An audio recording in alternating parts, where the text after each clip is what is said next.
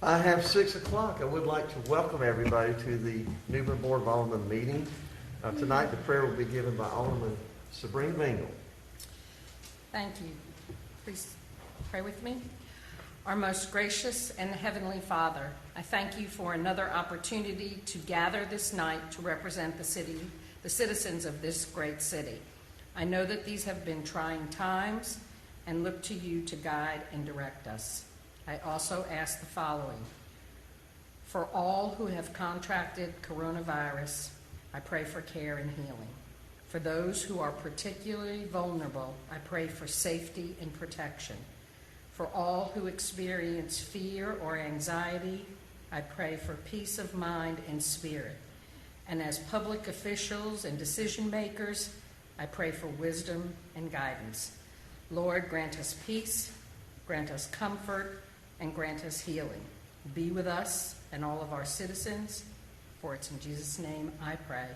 Amen. Amen. We should join in the Pledge of Allegiance to our flag. I pledge allegiance to the flag of the United States of America and to the republic for which it stands, one nation, under God, indivisible, with liberty and justice for all. Madam Clerk, would you call the roll? Alderman Bengel. Here. Alderwoman Harris. Present. Alderman Astor. Here. Mayor Outlaw. Here. Alderman Kinsey. Here. Alderman Best. Present. Alderman Odom. Here. Would like to mention that the notice I'd like to give is that this meeting will be conducted in person, but is subject to the restrictions imposed by the governor's executive order prohibiting the mass gathering of more than 10 people at the same time in a single space.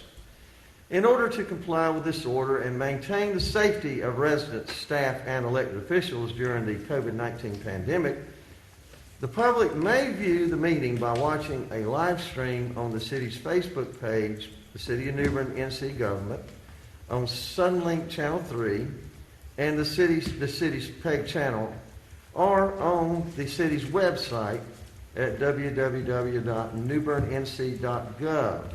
Anyone desiring to speak at a public hearing must line up outside of the courtroom while practicing social distancing of 6 feet. And at the appropriate time, each person will individually be called into the courtroom to address the board.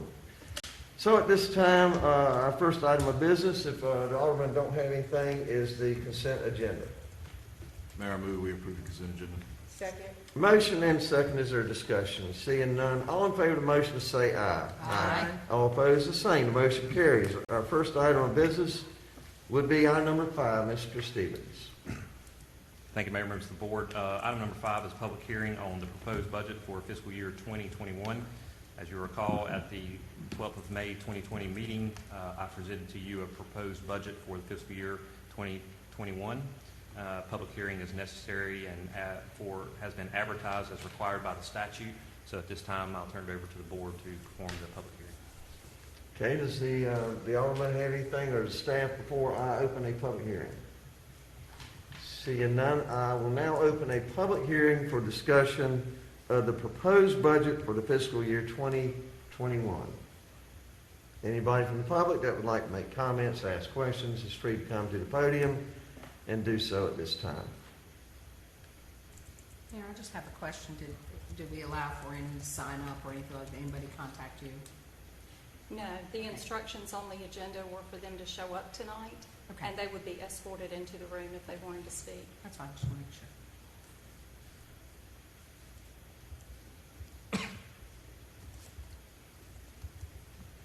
Doesn't appear there are any residents who have questions. Mayor, I'd like to make a motion to close the public hearing. Second. Motion and second to close the public hearing. Is there discussion? Seeing none, all in favor of the motion say aye. Aye. All opposed, the same.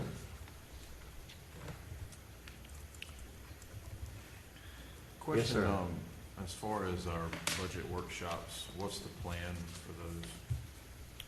It's entirely at the board's decision. I think in my presentation, I didn't bring it with me tonight, but the presentation had outlined that we would do the public hearing tonight if the board so choose that they wanted to have a work session to find out further information or ask any kind of further detailed questions, it's really at your discretion when you want to call for that meeting and when that meeting will be held. So obviously, that would be in the form of a motion of the date, time, and location for the meeting if you wish to do so. Other than that, the next time you will see anything that's regarding the budget will be at the next board meeting, and that will be for the adoption, unless you want to move it to the last meeting in June. So we have scheduled to adopt at the next meeting. That would be the schedule if there's no questions, or, I haven't really received any from the board, and we had the public hearing tonight, so there's nobody from the public. So until we have questions or any modifications to the budget, then we're assuming to move forward with the budget as is.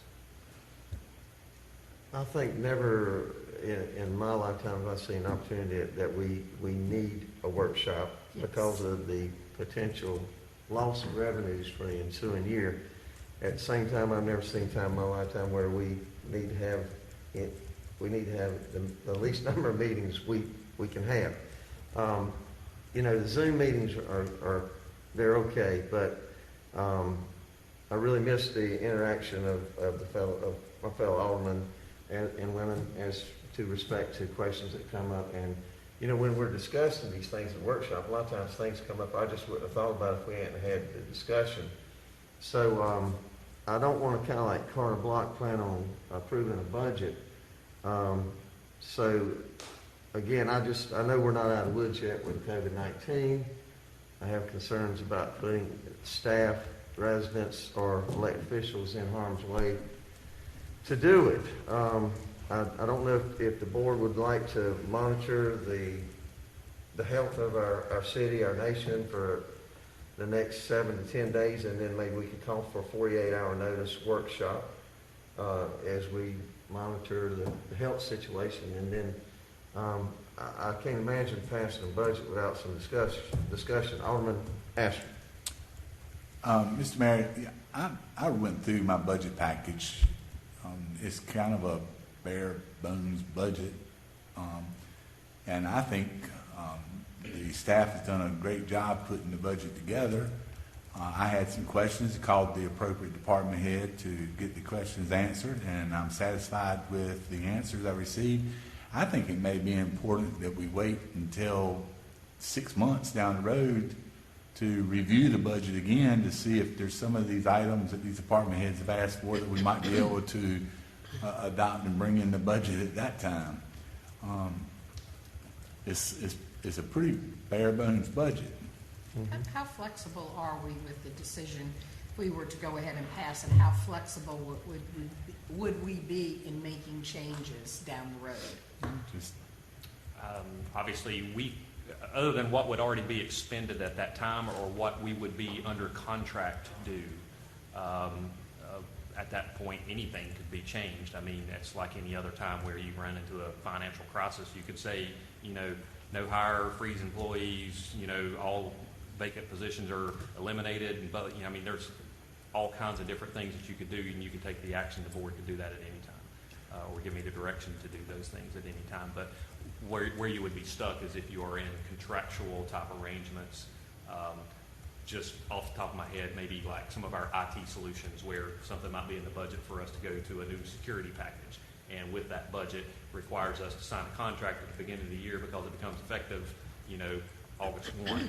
If we wait until September or October, obviously we're in that contract period at that point. So we wouldn't be able to redo that without probably some kind of financial issues or legal issues. But anyways, moving forward, to Alderman Astor's point, the majority, and as I presented, the budget itself was, we took into account recommendations of the leading municipality, Mary's here too, if you would like to hear from her, regarding their recommendations on what we see as our projected revenues, most of the impact being specifically more in the sales tax revenue generation areas, or any of those that are more towards goods and services and losses of revenues at that point. But a lot of that was offset because of the revenues that we saw an increase in as far as our sales tax revenues, because we saw, our ad valorem taxes came up because of the renovated and improved properties from the hurricane and the growth that we've seen specifically on the south side of town. So the tremendous impacts that some people may have seen, maybe like more stagnant communities that aren't growing and things like that, that definitely the revenue loss there could greatly impact them. But when you're growing as a town, and then we had the increase, I think, what was that, over $1 million in revenue increase in the ad valorums that we saw alone. That was an increase due to just the growth of the town and those homes that were damaged from the hurricane coming back as improved properties. But other than that, no additional staff were added to the budget, no for this year. Basically, it was what we have is what we've got moving from now into the next fiscal year. There were a lot of requests, and you all heard them at the board retreat that we had where the departments pretty much presented all of their budget to you, each one of them. And so we cut those back with the intention, and as a recommendation from me, is to come back to you potentially in October, September, October, after we get through some of this and see where we are at that point. This is kind of a continue existing budget operations as we have them now. It's almost like a continuation budget to some extent, with some government or some departmental things that we had to do or that we see as necessary for us, typical routine maintenance, whatever, if we've got to add a couple things, along with some capital related purchases that we put in there. All of those we put in as finance. There's not a lot of cash capital purchases that we have in there. And moving into this next fiscal year, we would come to October and evaluate where we are in that revenue situation, and then the board can add or make any kind of modifications that they want at that point. Mark, how much fund balance did you have to use to balance this budget? Zero. Zero. So where does that leave our fund balance? Where does that leave our fund balance percentage-wise? Okay, so we've got some cushion in there to add some things on after the fact. Yeah. Alderman. Yes, sir. Mayor, my concern with any entity, public or private, your number one expense is going to be your personnel. And Mark, I believe that you had a COLA as well as a merit increase factored into your budget. I hear we keep talking about coming back in October, which I think is a wise thing. My concern is with industries across the board who have had furloughs and layoffs and hiring freezes. We've actually seen it in some neighboring cities. The last thing I would want to do is pass a budget that would give an employee an increase and then turn around and us have to take it away. Do you have any thoughts on delaying that implementation of a merit increase until that October workshop? We could definitely do that. The question I would say, or I would raise to you is, would it be for the full amount, if it was a full year amount, basically retro back? If everything looked good in October, would it retro back to whatever was due for the entire year, or would it start then? Because obviously that impacts the budget, which means that we have to change the numbers. My concern is we don't know. We've got projections. We don't know. It's gloom and doom when you turn on the news of what these, this impact has been financially. And I was extremely surprised when I saw your budget presentation to see that in there. It's a good thing. I'm glad that we've got the funding to be able to do that. But as we all know, that is a continuing expense. It's not a one-time, we're going to pay this $300,000-$400,000 increase out, and then next year we don't have to worry about it. We're going to have to continue to build on that. And that's really with the budget. That's probably my biggest question that I have. Because fortunately, we did not furlough any employees. We didn't lay anybody off. We had new hires that came in the last several months. So that's my biggest concern, is for us to move forward with a budget, not knowing, just simply based off of projections. So, Alderman Best. The only concern that I have is basically kind of echoing off of some of what Alderman Odom said. My only concern is that I know we are up $1 million in tax revenue, but due to the hardship of a lot of people that have lost their jobs and not working, we don't know how that tax money is going to roll in for us. And that's one of the problems that I kind of look at. We don't know if people are going to be able to pay their taxes. So it's a situation where we just out there, me personally, I feel like we're out there in limbo with the taxes because you just don't know. But Trust me, we felt that the entire time, but I mean, we utilized the recommendations and put together the budget. Just to kind of, I think, sort of to ease your mind, I guess, if you want to call it that. It doesn't sound like your minds are very at ease, but when you're talking about sales tax generation of, I mean, what was it, 67 million, Mary, is generally what we have as far as our total general fund budget that comes out of sales tax. So if you take a 20% loss over that period of the year, that's $1.2 million. If we saw $1 million in growth in the ad valorem taxes, then you're only $200,000 that you got to find to make that work. When you cut out a lot of cash capital from the previous budget, as you look at what's going on previous budget versus this budget, cash capital means you're not financing it. That means you're coming out of cash in the operating budget to make those purchases. Oftentimes it can be for equipment, it can be for various things that would not be considered to be a depreciated debt, whatever it may be. Sometimes it's IT-related issues that you wouldn't necessarily finance because they have such a short lifespan. So when you look at all of that, making up $1.2 million of sales tax at a 20% loss, now if y'all are estimating that it's going to be 50% loss, then yes, I can completely understand where you are with... No, Lowe's and Walmart don't keep that from happening, trust me. Well, Well, my question would be for that, where do you get the 20%? Because I'm very concerned based on a good portion of this economy is somewhat hospitality. You figure your restaurants, your attractions, the hotels. I mean, we are suffering 60, 70, 80%, at least during the shutdown loss. And even at this 50%, you know, we're still not even halfway back. so I guess I would I guess argue, that's my concern. the point would be is everybody that still lives in the city has to eat, so they're still buying groceries. Okay, they were still able to do takeout food.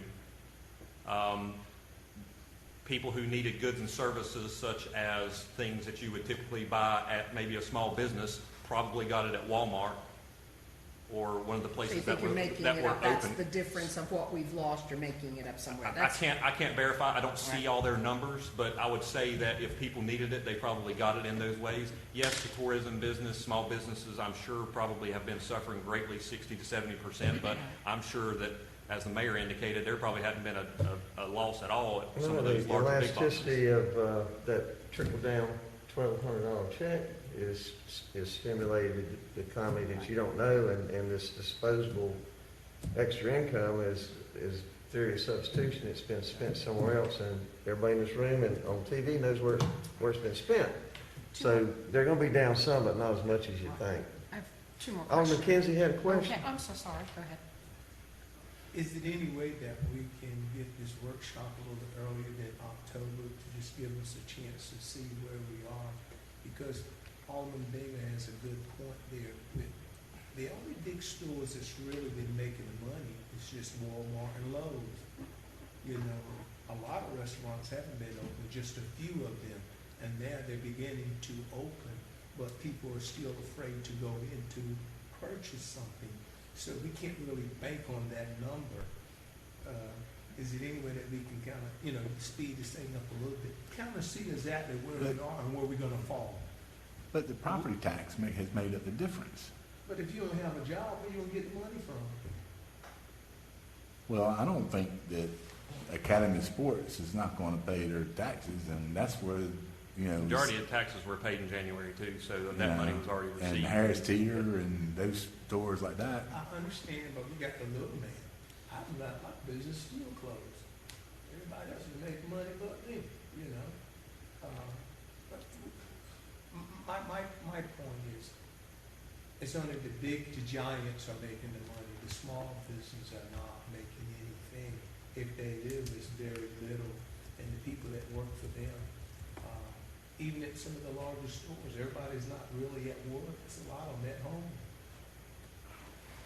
To answer your question, if you don't mind, I'll answer his question real quick. We can do another board meeting at whatever time the board wants to call for that work session. That was just a recommendation I provided. What the intent was is that we could provide updates to the board monthly if necessary, maybe the last meeting. I'd have to look and see, Mary, when we get the allocations of sales tax, what day of the month it comes in. The 15th, so maybe. Yes. So that's the point is until September the 15th, we won't see what June is. We won't, and until August 15th, we don't see what May is. So we lag 3 months behind. So the concern would be if we have something in August, we're really not going to see what that impact is for May, June, August potentially.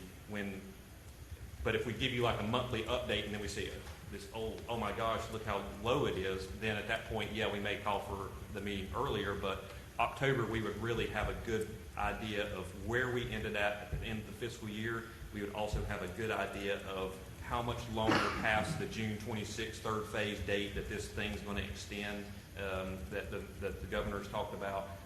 And then at that point, we would be able to see potentially what some of those financial impacts are. Do you have an idea based on the last budget year, how much money we normally we spend cash for? Off the top of my head, I mean, it's just an idea.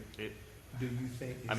Honestly, all of it's cash except for what we plan to, which was part of our debt service or our capital purchases that we intended to finance. So in a $37 million budget, I'm throwing round numbers, we probably were going to finance, Mary, $2 million of it. So $35 million of that is probably cash, if you want to put it that way.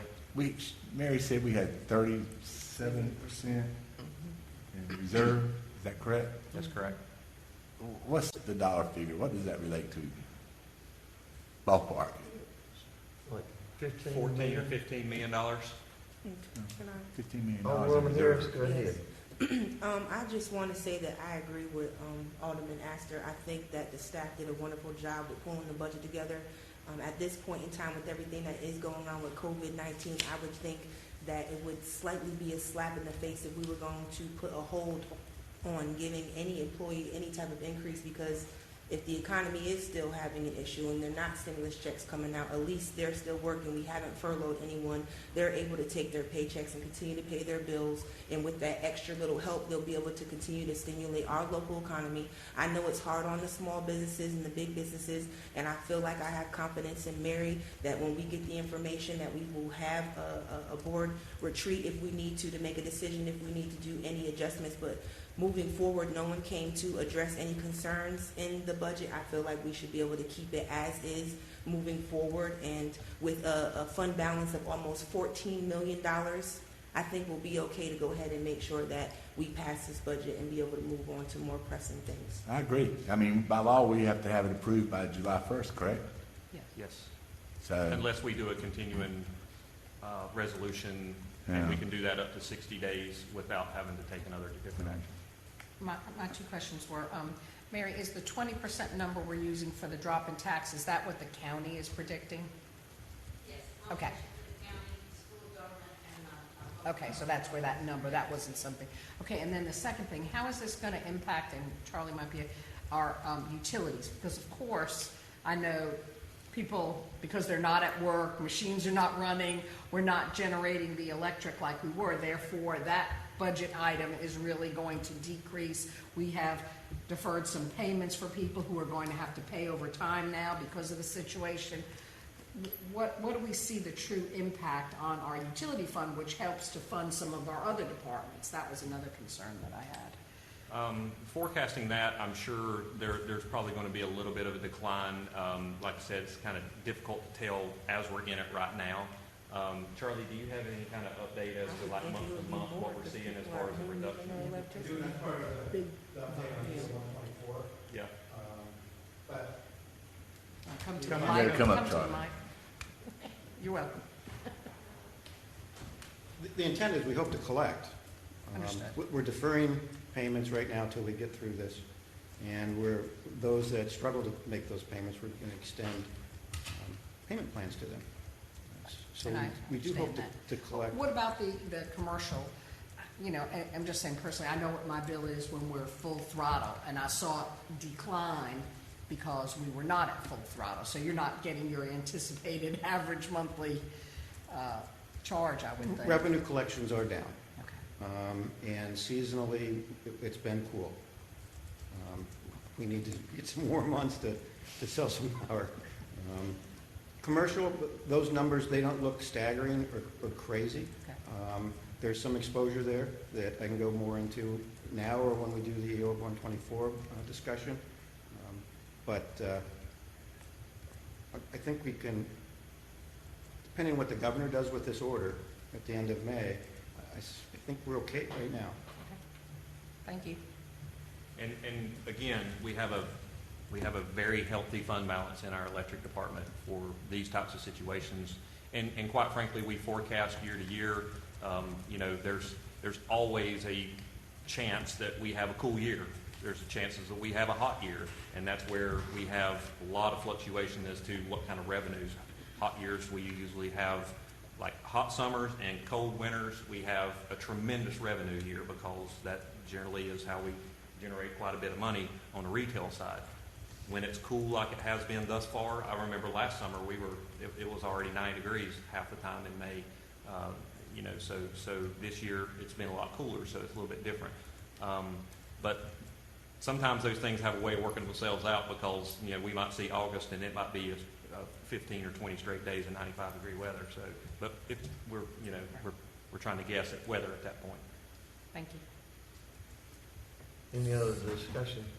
So do we need to make a vote on this, or just a show of hands? And Well, we've already closed the public hearing, and this one item was for public hearing. I would like to say that while some cities unfortunately have had to have furloughs and layoffs and those type things, my only concern, which I haven't spoken too much in because I was thinking we'd have a workshop, before we had a furlough or any type of a layoff, I'd be more interested in just a job freezing right now, if anything, because a lot of the cities that are doing the layoffs, we're coming back, and we're going to come back strong, and we're going to need good employees, and employees that have been there for us, we have to be there for them during this epidemic, this pandemic, knowing that as soon as this thing is over, we got a lot of things to do. We got a community building hopefully out your way, and we got a Stanley White. We got so many things where right now, if you're not aware, the boardwalk and the bridge are being rebuilt. We got so many things going on that fortunately with our fund balance that we, have not laid off, that I'm thinking like half glass full, not empty, that we're just going to be in good shape to get all these activities and programs all to fruition. So, my only concern would be to, with 460 to 70 employees, to look at that jobs you are advertising right now that do not necessarily have to be filled. I'd rather not fill them and not lose an employee than to be hiring and then you got to lay somebody off in a different department. I'd rather see lateral movement within the city employee Yeah, I agree with that as well. workforce. I'd rather freeze than fire. So again, those are the things normally we talk about in the workshop, that it's the board's pleasure is where you want to go from here. And you have, I guess, 2 weeks to figure out if you want to approve it at the next meeting or. Yeah, I'd just like to recommend that we proceed on as scheduled and,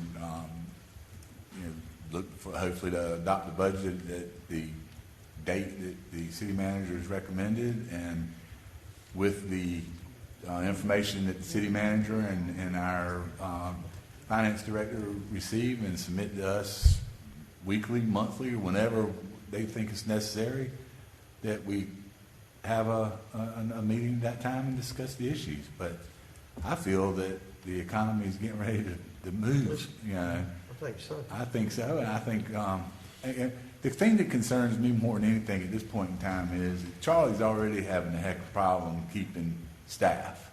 He's got people that can move to private sector and make quite a bit more money.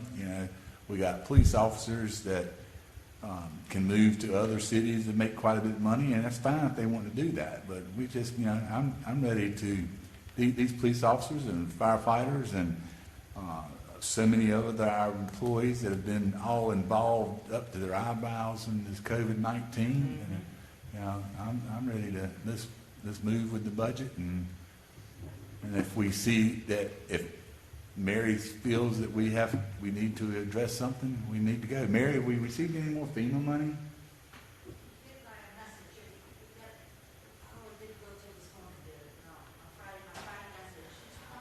Go to the mic. You have to go to the mic. Okay. Has it been obligated, Mark? I'm pretty sure the funds for Stanley White have been obligated. We just haven't received them. I mean, on the portal it says obligated, so we just haven't received them. So how many do we have obligated now, too? Because, I mean, we should start getting some money in quickly. Even reimbursement funds, not 428 funds. We just received the electric. I know that was one that we had, even though it's not general fund, but it's still, I mean, it was a pretty large expenditure. We just received the funds for the electric contract labor that we had, which is always a big number because we call in a lot of crews to come in and help with that. So I know we did receive that payment.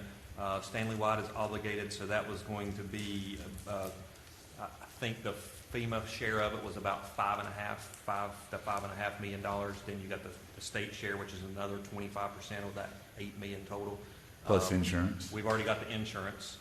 Most of the insurance has all been received. So when I gave the update just recently, I mean, we were only about $500,000 to $700,000. I think we had received at that point, but we received quite a bit recently, which, like I said, is the Stanley White obligation.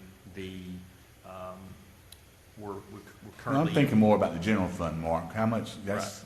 Well, that's the Stanley White one. That's you've got the City Hall repairs, BP building, Henderson Park restrooms. We've got some vehicle losses, some buildings and contents, Parks 3, Parks 2, Parks 4. So all those different repairs that we have at certain parks that we have to do. But they're not obligated at this point? I don't think those are. Okay. Those are pending certain reviews. They may be further on in the process right now because this is a little bit dated to when you asked the question 2 meetings ago or a meeting. We have another FEMA meeting Thursday, I think. That's correct. Maybe we ought to get an update as to where we are and find out what some of the status is of some of this money that will be coming back to our general fund. Yeah, and I'm sure you saw the email where I asked the question about the appeal for the other issue. So I haven't heard back from that either yet. So. Mr. Stevens, did we not pretty much design and build the water plant offices and when we did that out at the water plant? Mm-hmm. Okay, again, this is something under budget discussion. We've been talking for quite a while about a community building at Pleasant Hill. And this is, again, something that sometime, I'm ready for a design build and within a certain budget range. The original idea of what I heard us talk about was reasonable, but then at the workshop it sounded a little bit high to me.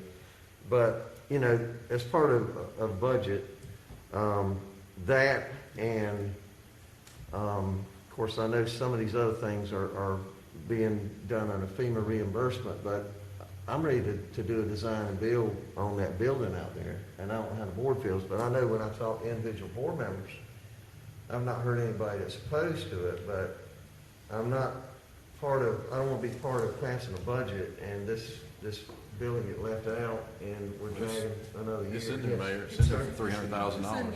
Okay. How much? But $300,000.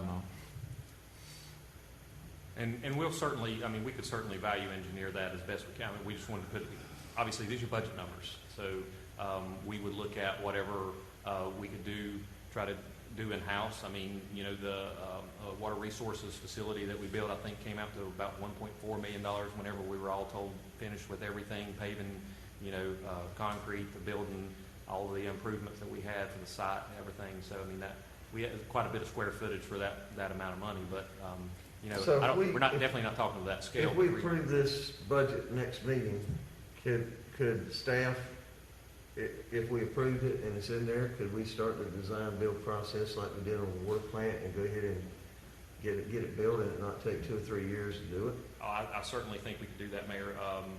As far as the timeliness as being able to build, I don't want to estimate that, but definitely as far as getting design build is obviously faster.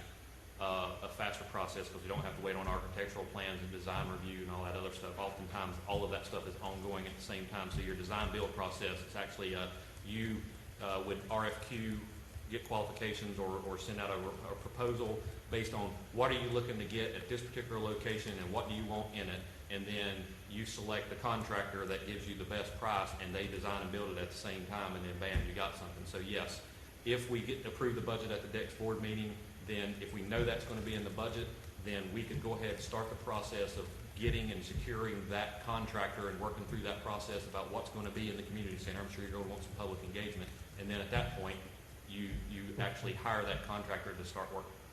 Well, I know that I like to say, talk with all the aldermen, and I'm not aware of anybody that's opposed to it, and somehow or another, I'm just ready to see it happen. It's been talked about for a long I'll give you, time. for instance, it's sitting on the C1A executive board and C1A board, Alderman Odom, I think you sit on that board as well. We built a 40,000, was it 40,000? No, it's 20,000. 20,000 square foot, 20,000 square foot shell building out at the industrial park for, industrial height stuff and everything else. They had that thing ready to go in 6 months. And then all they had to do was come in, finish the slab once they found somebody to come in there. I mean, that was done, bam. I mean, it's more of a metal building, shell building type thing, but once they secured who the tenant was, it only took them a month or two to finish the rest of it, and then they had the person in there. So definitely a lot faster process, but it really depends on, the detail you're looking at in the facility and everything else. Well, Mark, I spoke with Foster in reference to that, and that's what we were talking about, a steel building, steel frame building. With Steel frame, hurricane right, kind of. exactly. Yeah. Not brick and mortar that, Sure. that's what we were. I mean, you can definitely dress up with Exactly. brick if you wanted to do brick like a little, knee I wall, agree. 4 or 5 See, foot you knee get wall on done. the outside. We might need it hurricane season, Yes. God forbid, so. I agree. I mean, particularly if we're going to keep the emergency operations center where it is, and I know we talked about doing something different, but it just would make sense to me with, if you have another major hurricane like we had, it'd be really nice to have that building that's backed up for the emergency center. Right. That's pretty much this time all I got on the budget. Does anybody else have anything on this item before we go to the next item? No, sir. Let's go to item number 6, Mr. Stevens. Thank you, Mayor. Item number 6 is a public hearing and consideration of the board to adopt an amendment to Appendix A, Article 16, Floodways, Floodplains, Drainage, and Erosion of the Code of Ordinances. The floodplain maps for New Bern have been updated by FEMA. We've been talking about this for some time. The city is required to adopt the maps and the accompanying flood damage protection ordinance or prevention ordinance by June 19th, 2020. The revised maps are more detailed and reflect a new flood elevation of 9 to 12 feet, depending on the area with the city you're talking about. A total of 694 structures will be added to the special floodplain area. These maps also require special construction methods in 2 new flood map zones. So after the public hearing, the board is asked to consider adopting this amendment. Mr. Shelley's here tonight. Do you want to present anything real quick or discuss any further, or wait until after the public hearing? Okay. We'll go ahead and do the presentation now, and that way we'll do the public hearing after they see everything. Good evening, everyone. Good evening. This is a presentation of the Development Services Department. Flood insurance maps and flood damage prevention ordinance. So why do we have to do these at this time? The new FEMA NFIP flood maps called FIRMS will become effective June 19th of this year. And new ordinance changes are required by the NFIP, which stands for National Flood Insurance Program. That's the program that allows your residents to actually purchase flood insurance, and it's the only way that people can buy flood insurance through that flood insurance program. So the new ordinance must be adopted by the time the maps are effective on June 19th. So currently, the current maps that you have now in place were created before 2004. So since then, there's been much more accurate engineering methods for estimating the floodplains. Plus an updated coastal flood hazard model ordinance has been created to update based on the experiences that FEMA has had over the past 15 years. So for New Bern, almost all map changes here will increase the floodplain area compared to the current maps. There's very tiny spots where it's actually decreasing, but mostly it's all increasing. So here's a representation of your current floodplain map. The dark blue in the middle on the right is the Neuse River, and at the bottom is the Trent River. And the lighter blue areas, say to the left of the Neuse River, is the actual flooded land that would occur under the 100-year flood storm.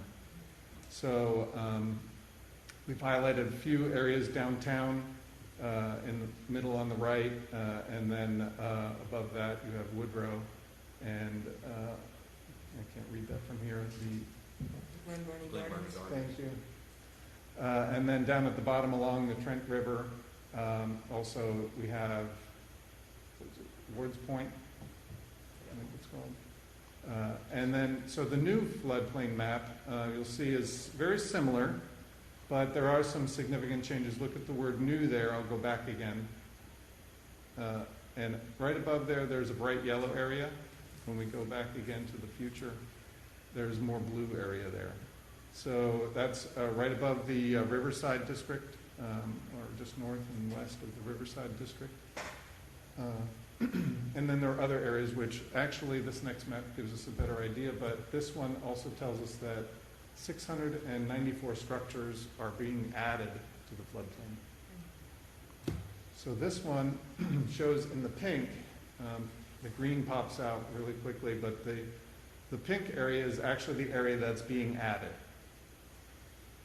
Okay, so you can see, like I said, that area above the word new, north of Riverside, and then also below the word Bern, that's actually the Lawson Creek as it goes behind Pembroke area down there. So it's mostly creekway back there, but there are some homes involved there.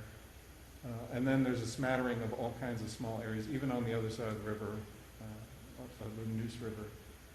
But of course, this isn't all of New Bern. And we created a map that's available online on the city website, which has kind of distilled it all down to just the pink areas, which we've shaded more red.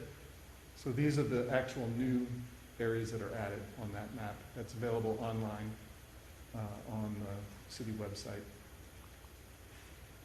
Then the southern area of New Bern, down along 17, you can see the current map on the left and the future map on the right. From this point of view, it looks very similar, but we'll again go with the pinks. On the left, there's some pink areas on the left of the second word New Bern there, and then on the right is our red distillation of that map. So at the top along the Trent River, there's also some changes up there, some of which are in the city and some are not, but most of those areas up there are mostly, I think, farmland at this point. So the new flood maps, the areas added to the floodplain, pink, red areas, those areas will now be required to have flood insurance for those structures on those properties. Primarily, one, if they're properties with mortgages or refinancing or financing backed by the federal government, or two, if it's just required by the insurance company. So all of those 694, did I say, properties would be required that now add flood insurance. So the new ordinance changes that are required in the ordinance, now that the maps have changed, or will be changing, most of the existing ordinance will remain as it is, but some new changes were required as per that new model ordinance I mentioned earlier. And there were some new options as well. So most of the existing ordinance remaining is that we're talking about Article 16, floodways, floodplains, drainage, and erosion of the city code, and then the state provided a new model ordinance with all of the changes that are required, with no deviations allowed, but they did add some options that we could pick from that help make it more appropriate for New Bern as opposed to a statewide kind of glossing over. New ordinance, the new changes, the most important ones is we're adding 2 new flood zones, as Mark mentioned. Also, another important feature is that the floodproofing certificates have been strengthened and clarified more clearly. This is related mostly to businesses that are generally in the floodplain because they oftentimes can't elevate their structures out of the floodplain. So they oftentimes have to use floodproofing methods in order to do that. And so that's been clarified more in this ordinance. Then there's also clarifications for substantial improvements in flood areas. So that's any improvements to a building that's in a flood area. They've clarified what they mean by substantial, the way in which it's distributed over time, and the kinds of the sizes of what an improvement to a building would be, an addition or renovation or something like that. Those are all clarified in here as well. So the 2 new flood zones that I mentioned, they're both VE, they're labeled VE and LIMWA, L-I-M-W-A. The VE zone is a zone where it indicates where you will expect waves of 3 feet or higher during that 100-year flood storm. And LIMWA is where the waves are 1.5 to 3 feet. So 2 different levels of waves that were never considered before, and now it's become more apparent, apparently to FEMA, that that's an issue that needs to be considered in New Bern. So here's an illustration of what we mean by that. The sea level, or the usual water level, is shown in the blue dashed line there, and sea level is shown as, here it's lower, so your river is, say, 3 feet, 4 feet above sea level. And then the flood will come in at that thin gray line across there, but then the waves will be on top of that. So the VE zone is that area on the left, where the waves are 3 feet or higher. And then the LIMWA, yes, the LIMWA is then the next zone over, where you see the circle on the bottom of the diagram there, and it's pointing at the line where the waves have reduced to 1.5 feet. So it can be anywhere between 1.5 to 3 feet. And then when it's less than 1.5 feet, it's just the regular flood zone. Because I guess they figure that once the waves are less than 1.5 feet, they don't really do a lot of extra damage or have that much effect. So we have here, I don't know how we do this.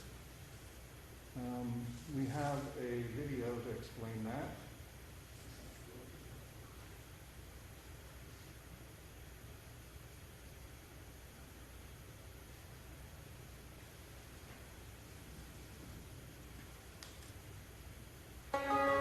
There are 3 basic coastal zones and 1 new zone in the new NFIP maps.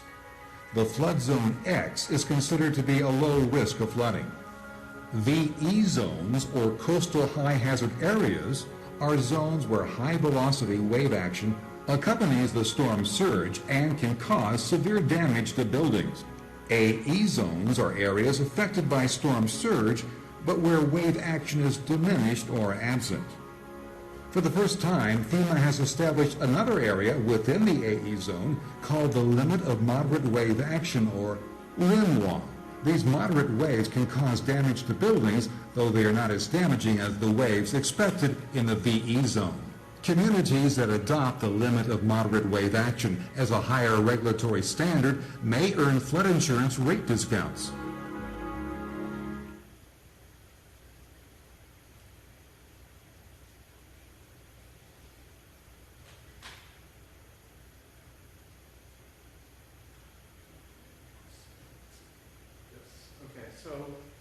And the way that plays out here in New Bern is we have the aerial of the city downtown, for example, and this is the new map that you will have, and you can see the green zone that's shown around the bottom and the right is the VE zone with the major waves, up to 3 feet and higher. That does come actually, mostly it stays offshore or just to the shore, but you can see towards the upper right, it does encompass Persimmon Restaurant, the back touches the back of the gas station there and the 2 apartment buildings there. But then, and then this also shows the area that's been added since the last one.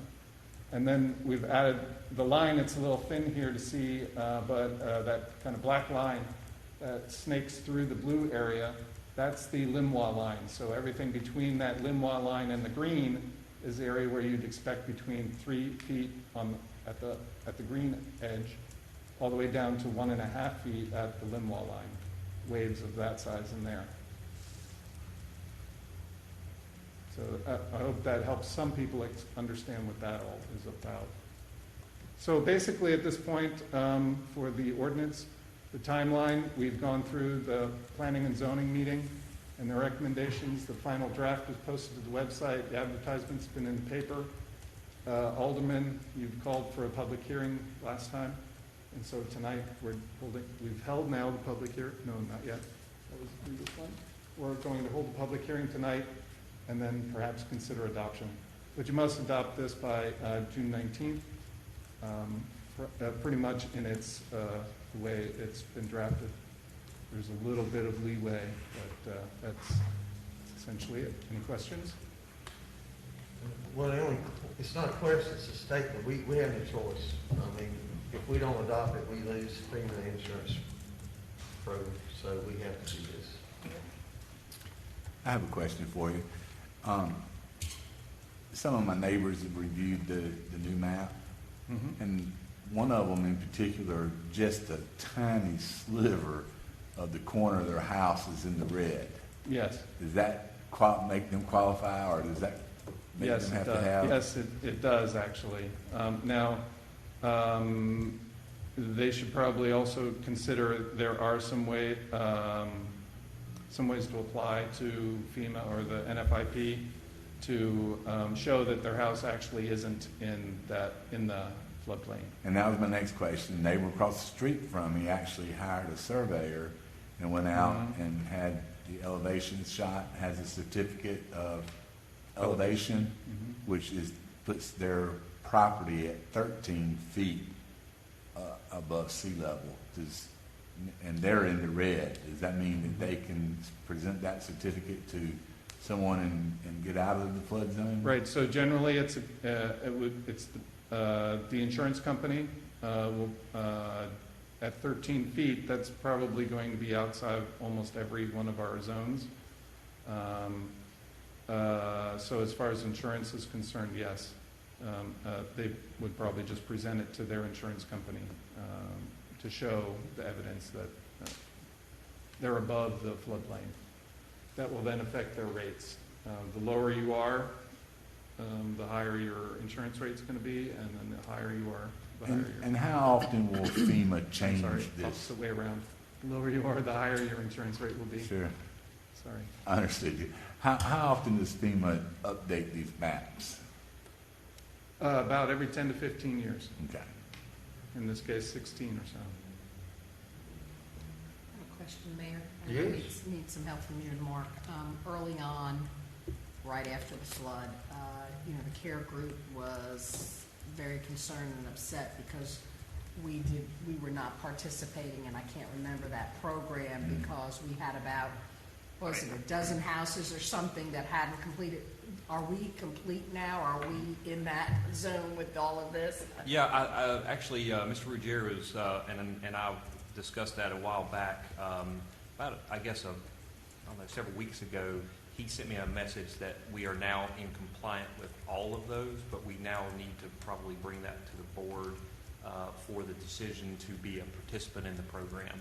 So that's going to be coming before you here in the very near future, because we now have all of those properties that were in compliance now are in compliance based on the changes that were made, or the certifications of their elevations were made, or whatever modifications to the structures were made. So those are all. That program. Try to refresh my brain. I couldn't. CRS community rating. CRS community rating system. Okay. So these new properties that were damaged or whatever, do they have to do something in order to be in that community rating system? Or is this just based on previous happenings? Well, the properties that were damaged during the storm obviously These current. had to comply with the new flood ordinances, especially the ones that were significantly damaged. I mean, Matt's here, the chief building inspector, so all of those had to be brought up to the new codes with the, utilities brought up to a certain level, the electrical systems brought up to a certain level, the finished floor elevations. You see a lot of the houses that got lifted or elevated.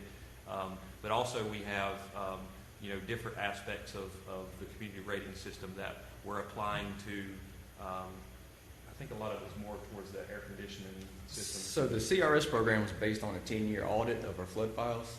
So we have completed all of the work to the properties that were identified in that audit. We've submitted everything to the state, so we're just waiting on them to review everything and say, yes, you're in. It was submitted probably 2 months ago now. So I'll circle back with them and see if we can get an update on when they're going to, let us in. And the benefit from being in the CRS Would be reduced flood insurance rates across the board. Okay, so that'll help on top of these new rates that are going to have to come That's right. in to protect us. Okay. If I may add one more thing, one of the things we wanted to point out to the citizens that are affected by the new, by being added into the floodplain, is that we've been recommending that they try and get their insurance now before June 19th, because if they get that now while they are not yet in the floodplain, they will be, their insurance rate will be lower than when they end up in the floodplain after June 19th. So, and their rates are grandfathered in at that point. So we're recommending that all those people that are being added in, that they actually try and get their insurance now. And just so staff has done a really good job, Colleen, in trying to push out as much public information. I think we did. You want to talk a little bit about all the different things that we've done to try to notify? Well, I think Colleen knows even more than I do, but the one that I pointed to was that map with the red, distilled down to just the red areas. And that one's very helpful. It's available online on our website, and it's interactive. You click on that, and then you just type in your address in the upper left-hand corner, and it will pop the map right down to your property, and you'll be able to see if you're in or you're out. If your house is red, you're now being added in. If it's not red, then either you're totally out of it, and you're not even in the new floodplain, or you've already been in the program to begin with. So that's very helpful, and I would recommend everybody kind of check that. Yes, it was very helpful. And I utilized that map and send that link to some of my constituents at work as well. So it was good. Yeah, it's under the businesses tab, and then there's informational maps. Mm-hmm. And then from the informational maps, it's, I think, the second or third one on the list. Okay, any other questions before we open a public hearing? At this time, I'm going to open a public hearing. If anybody would like to come up and ask any questions, make any statements concerning this item, I'd be more than glad to hear them. Take advice, there's no one else, I'm waiting. Motion to close the public hearing. Second. Motion and second, is there discussion? All in favor of the motion, say aye. Aye. All opposed, same. So we will continue with our 2-foot freeboard based on the new maps. Unless the board so chooses they wish to change that, but this doesn't necessarily apply. This sets the base flood elevation. Right. Yes, the freeboard will remain as it is. So what is this? Understood, but so what's the elevation you're talking? It varies. Not a lake person. So it's at 9 feet? It's anywhere from 9 to 12, depending on where So you are. when you walk in your front door, it has to be 9 feet above Sea level. sea level floodplain. Right. Actually, That's the minimal. It has to be 11 feet, because 9 feet is the base flood. We add an additional 2 feet of freeboard on top of it. So your property has to be at 11 feet when you walk in your front door. Or more, depending. more. Depending on Understood. the location. But that's the minimal. That is Right. correct. How does that affect the house that has crawl space? Does it Is it to the bottom of the floor joist, or? So in the VE zone, it's measured to the lowest horizontal member, but everything else is measured to the top of the finished floor. So it So like a doesn't house take on pilings in the VE zone, if the BFE is 10 plus the 2-foot freeboard would be 12, so that 12 is measured to the lowest horizontal member of that, of that structure. Where if you're in the AE zone, that number's been measured to the finished floor height. So it doesn't take into consideration ductwork? You can have ductwork below, but it would have to be made of a flood-resistant material, and that's pretty hard to come by. So I would recommend elevating your ductwork. Or by flood insurance? That's right. Well, see, now there's about 700 houses that are going to be affected. I would certainly hope the city would offer some public workshops to kind of help people navigate through this. I know Mr. Boswell and I were, he was kind enough to help me on a situation I had, which, I had to get our surveyor to get my property to a certain elevation, buy some backfill to build a garage. And it's not an easy program, but it is the FEMA program. And, I think it's just the new reality of where we are with flooding in New Bern, and we're just going to have to help the citizens as much as we can to figure out how to, particularly, Mr. Boswell, would you mind talking just a little bit about some of the, and, I know many situations as an appraiser where 1 inch is 100 square feet. There are ways once you call your insurance agent and find out you're now in a AE zone, and you get a quote of $2,400. If you do certain measures, at least a couple of vents on each corner, and the 1 inch to 100 and all that, you can mitigate this down to $400 or $500 for insurance. Right. And So you'll be glad you had it. I hate to tell you what it is, Steve Shop in Riverside. Well, talk just a little bit about that so that we So do the want to help our requirements- citizens. The requirements for the flood vents, if you have a house on a crawl space, you do have to have 1 inch of opening per square foot of enclosure. So if you've got a 2,000 square foot crawl space, you would need 2,000 square inches of flood openings. And those have to be on opposite or have to be on different walls. So as long as your vents are, on 2 different walls, and those would count, and they cannot be any higher than 1 foot above either the inside or the outside grade. And it's not so much the concern about just like downtown, when trucks start rolling through and create wave action, there's a lot of things that are naturally controlled and man-made, that if you saw a lot of garage doors failing, some of that was wave velocity from trucks and things going through before the water got out. So I would recommend about 2 inches per 100 feet if you really want to mitigate it. So at this time on this particular item, we've conducted a public hearing, and does the board want to take action at this time? Adopting the amendment to the Appendix A, Article 16 of the Floodways, Floodplains, Drainage, and Erosion of the Code of Ordinances. I second that. Well, I don't want to make a motion. I'll make a motion. I did find out I could make a motion, but I don't want to make one. So, who made the motion? I can. I make a motion that we adopt an amendment to Appendix A, Article 16, entitled Floodways, Floodplains, Drainage, and Erosion of the Code of Ordinances. Second. Motion and second. Is there discussion? Let's have a roll call starting with Alderman Odom. Alderman Odom, Yes. Alderman Best. Yes. Alderman Kinsey, Yes. Mayor Outlaw. Yes. Alderman Astor. Yes. Alderwoman Harris. Yes. Alderman Bengel. Yes. Motion carries. Any other policies or anything on that item we need to make?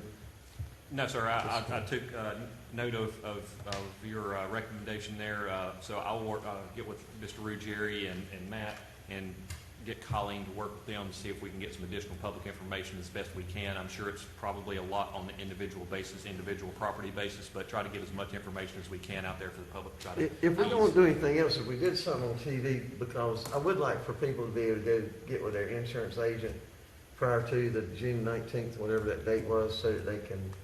I would really like, I know, to have something concise to send out, at least in Barbara and my case, because, I represent the downtown district, Riverside, and a portion of Duffyfield, as is Ward 2 and Ward 5, plus your Oaks Road area, whatever. We were the hardest hit. So if I could have something that I could, again, with links and stuff, I know it's out there, but again, we would personally send it. I know I communicate with my neighborhood associations one more time to say, hey, here it is, they do newsletters, whatever. I think because we really got the We can definitely worst. send that to you, some of the things that we've already sent. Correct. As far as getting down to the individual property, though, those individuals are going to have to take it a little bit No, extra. but I'm just saying, in concise, I know that I could send out one email to Sure. all of those groups who can Can you in turn. CC me on that too? Absolutely. I'll send it for the entire Yeah, board. well, I just think it would be helpful. Mark, is it possible that maybe, I know we reach a lot of our constituents and residents here in the city, if some kind of note to some effect about this flood insurance be on their utility bill, highlighted in red or something that will make them aware that they probably won't. One of the won't things get that it now. we could do is potentially look, let me research that a little bit to Okay. see if there's ways in which we can do that. I'm not sure, but the only thing about utility bills is you're sending that to people that are not in the city limits, they may be in Havelock, and then that causes a lot of people who may not, that may not have a property that's in that flood zone to create havoc or whatever. It might be better that, and I know we've done some individual property letters, I think, or some notifications, and it may be that we could even look at importing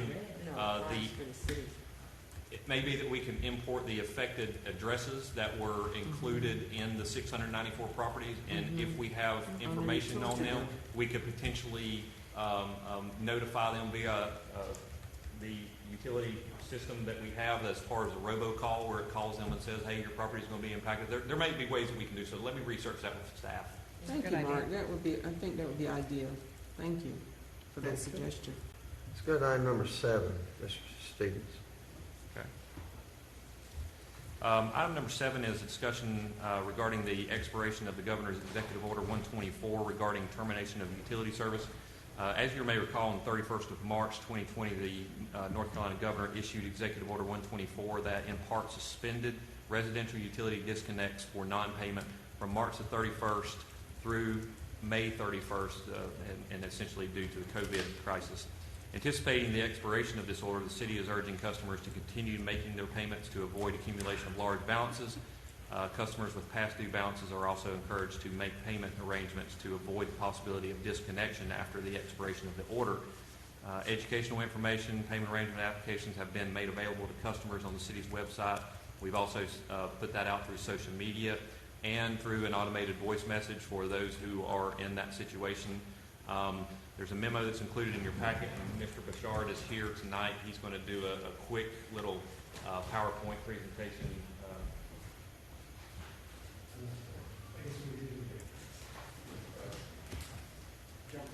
Yeah, he's going to do a quick presentation, and then Mary's here also if we have any other. I know her staff's been working very diligently in trying to actively identify and let these folks know that, hey, you are behind. There is an end to this. What can we do to get you on payment arrangements? Understand you may not be able to pay it all in full, whatever. We just need people to sign up for those. Otherwise, if they don't, then Charlie's going to detail what the impacts may be.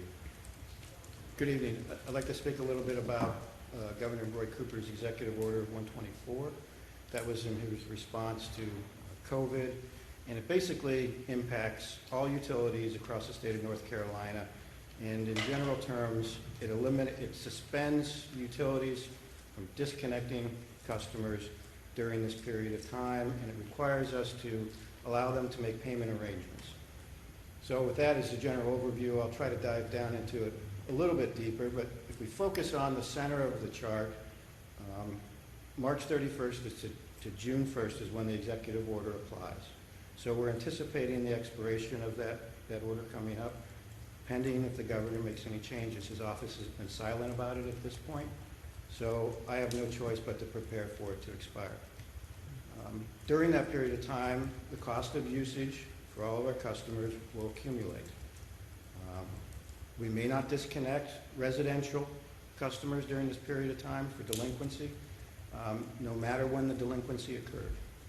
And let me preface this by saying that the executive order only speaks to residential customers. It does not speak to commercial or non-residential. So during this March 31st to June 1st period, there are no late or disconnect fees.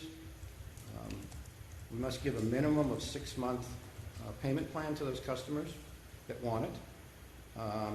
And right now, we see some exposure to about 648 residential customers and 78 non-residential customers. And these numbers change every single day.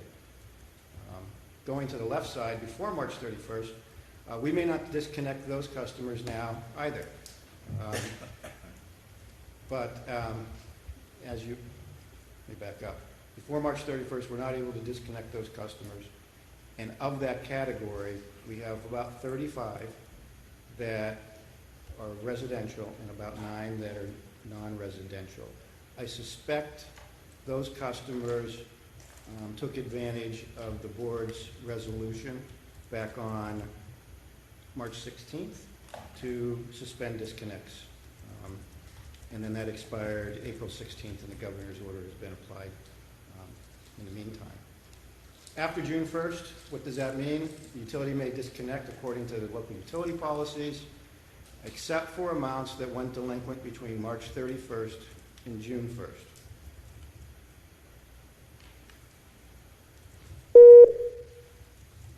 Diving a little bit deeper into this, before March 31st, if your bill was delinquent before March 31st, local utility policies apply to late penalties, payment plans, and is required. We may disconnect those services after June 1st. We don't need to extend them a payment plan if we don't want to after June 1st, and they'd be eligible for disconnect. Between March 31st and June 1st, if the bill is not paid between that time period, no late penalties apply. You must give at least a 6-month payment plan and may not terminate unless the customer does not honor their payment terms. After June 1st, if a bill comes due after June 1st and is not paid, no payment plan is required, and we may apply late penalties and fees and terminate according to local disconnect policies.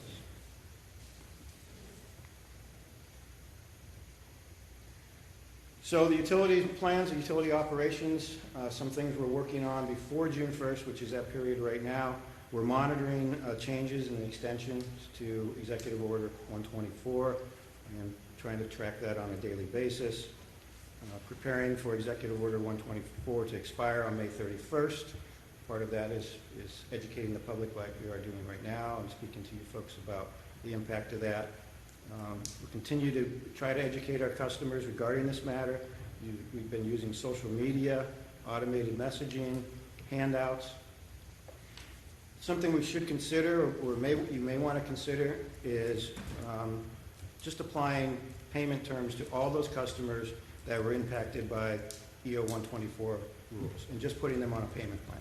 That's something that... Without them calling and asking? Correct. I think that would be the much better way, because so many people fall through the cracks, or they don't know what to ask for, don't think they can ask for. I think if you say, here, we know what you've done, or, we know what happened, and here's your payment plan, and then work it from there. That might be better customer service than just waiting till you just go and shut them off because they never contacted you. Correct. Okay. We received some guidance from the school government last week that says legally we can do that. So if that's what you folks would like to do, we can start making that happen on a proactive basis. The other thing you might want to consider doing is applying Executive Order 124 to commercial customers. It does not apply to this. So when we come out of this time period, our commercial customers are not protected by this order. That would probably be within your ability to do that, discretion, if you so choose. We could probably easily do that through a resolution. We could craft something out that would say, for these customers affected during this time period, executive order applies to these customers, and not have to change our customer service policies, and just work with it during that nature. I would be in favor of that. I think everybody needs a helping hand right now. If they could be put on a payment plan, I certainly would support that. I don't know how the rest of the board feels, but I certainly would support that. So after June 1st, assuming that there's no changes to this, we'll start disconnect those customers that became delinquent before March 31st. We'll apply the late fees and penalties that are appropriate, and we'll take action on those disconnects. At the same time, we'll work on disconnects that became active after June 1st, or when their due dates become available after June 1st, we'll work on those. We'll also continue to do automated messaging to our customers to remind them of their account status. And we plan to do more automated messaging on a routine basis to help manage our disconnects and remind our customers when their bills are due. So that's kind of where we stand right now with this order, and I have another update for you after May 31st, maybe? I have a question. When someone is coming in and they're having issues with their bills, is the staff like encouraging people to switch over to pay-as-you-go? I believe our customer service folks give them that option. They go through all the payment options, but you have to qualify for it. Okay. There's a lot of changes happening over Mary's and between Mary and Charlie. We're also going to be taking payments by card now. All right. So that's progress. Why that hasn't ever been implemented, I don't know, but that's we're implementing that immediately so that we can start processing those payments. I'm curious, how do people feel about the commercial side of accounts? Do we want to extend them a payment plan? I'm sure there's some small businesses that are probably going to close up. I think we'll probably lose money on that deal because of what has happened. I don't know the extent, other than I see your numbers of how many non-residential, so I assume those are commercial accounts. Surprisingly, a lot of those are commercial rate on a residential parcel. So according to our rate structure, our rate rules, you can only have one residential meter on your parcel for residential home. If you want another meter for a barn or for an outbuilding or for a workshop, it's under the commercial rate. So I have looked at some of these non-residential, and they're in that class. So then we would need to do something to assist them, because if it's not it's kind of unusual. You've got somebody who's got a house who's on a payment plan, and their barn or their garage or workshop that's on their same piece of property is not covered under that. That seems... Right, they're not protected under the executive order. I think we would want to... Is that something we could change? That if it's on a residential zone parcel, regardless if you have 1 meter or 2, that it's residential? Change it to protect them under executive order? Just change it, period, because, I mean, Change it to where it's residential. Is that another one of those things that we just do because we've always done it, but it doesn't make sense? It's written into the rates. I can certainly open that up for you at another conversation and see if it makes sense.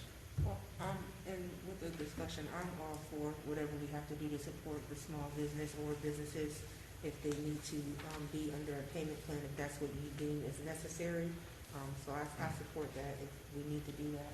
I mean, what do we need to give to Charlie? Now that I'm hearing this, I'm concerned about the residential side of it too. You've got a residential person who might have that second meter. How do you assist them?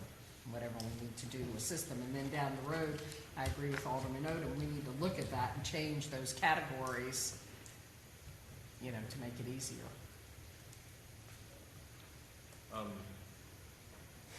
Charlie, I think you don't have any of the other slides of the financials. Just what I did do is have Charlie put together some financials about what the economic impact is regarding the period of March 31st through June 1st. So that 627 customers, I think, was that the number, Charlie? 640. 648. Yes. Okay. So there's 648 some, did you? I can present the financials if you like. Yeah, go ahead. If you don't. Just so they, because I want to make sure they understand. what- Total exposure as of today is $472,000 that are currently on the disconnect list that has been suspended. Of that, about $70,000 is the non-residential class that we just spoke of. So not a lot, not a ton of exposure there. Those rate classes can ramp up very quickly based on their operations, but I'm not seeing it right now. I think most of it is that residential, that commercial meter that's on a residential property. We do have a few small businesses that are in there that you would expect. Of the total number of customers that we have on payment plans, it's 176 for residential and 9 for non-residential. We seem to, looks like that number is growing a little bit. Mary might be able to speak more to that as we do more and more of these robocalls. We're seeing some more response. So again, it's a very dynamic situation. It changes every day. It also follows in trends your billing cycle. And, pardon me.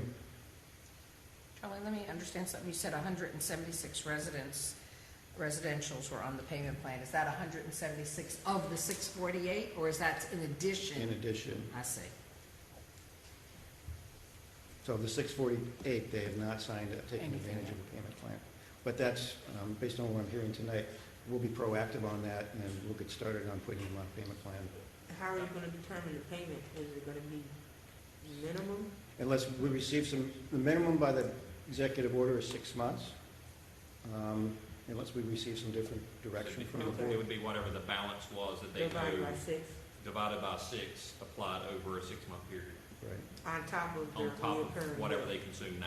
right. Now, how does this, last question, will this, because I know a couple years ago, we changed that people that are behind have the ability to be able to do payment plans. If they have this EO 124 payment plan, and then they fall behind, how is that going to work? Because I know there'll be questions. This is a different payment plan. Can they be on more than one payment plan at a time? Yes. Technically, 2 would be this one and one if they needed it on their new bill? Yes. Okay. And additionally, great graphic of where he's at right now. So the before March 31st, you've got a significant amount of folks there. Was that all you had, 35? 35 is, Yeah, 35 and 9. So just so you know, if the rule applies, then those people were delinquent prior to any of the COVID stuff really taking into effect. So come June 1, they're going to roll trucks to disconnect if they don't contact our office to set up payment plans. Gotcha. And they would not be, so if they call you all and claim that, oh, this happened during the COVID crisis, then we can research that and we have that information, but we've already identified who those 44 total customers are that were outside of that window. I don't want to confuse the conversation anymore, but just wanted to point out, if you wanted to protect some of those customers and go back to the date of your resolution, which would be March 16th, and allow them to be protected under the same rules as Executive Order 124, that's certainly something you could I consider think and that's a direct us wonderful on. idea, Charlie. That's a wonderful Well, idea. that's why we passed it on the 16th. I thought we passed it ahead of We the did. governor's order. Yes, Right. ma'am. So we already protected our customers Right. regardless of what the governor said. We put that out there. Right. So And we can just include them in the governor's, I would say. in those rules. Right. Because we passed it in a good faith effort that we were Yeah. protecting our customers as of that date. Yes, ma'am. Okay, that's awesome.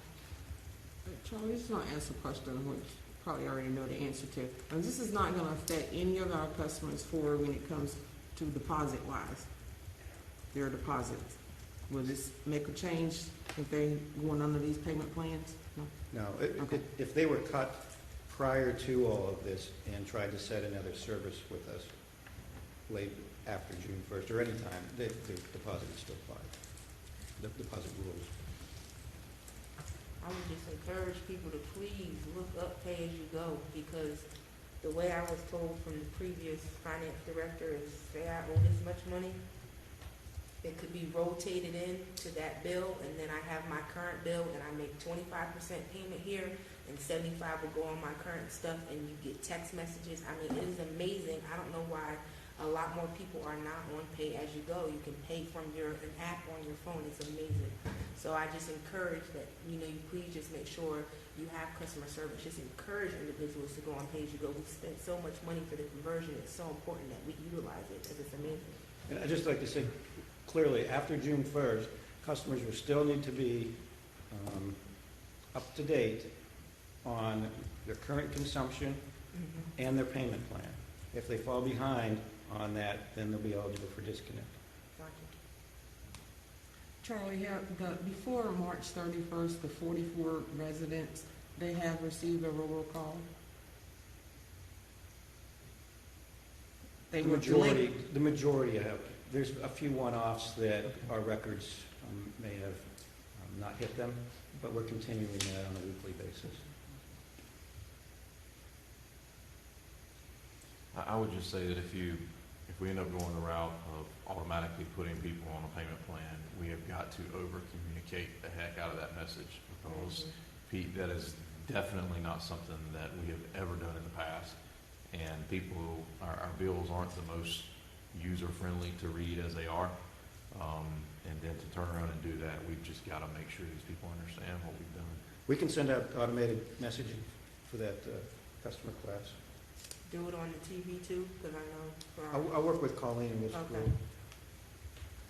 we'll exhaust it. Perfect.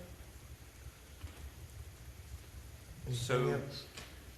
Before y'all spend a lot of time on this, going from residential, commercial to residential, our customer grid system is not just the city of New Bern. There are many areas of our grid that are in the county that are not zoned. There are quite a few situations where residential folks have a commercial, a little industrial shop in the back for whatever they're doing. So there's a reason that structure is the way it is.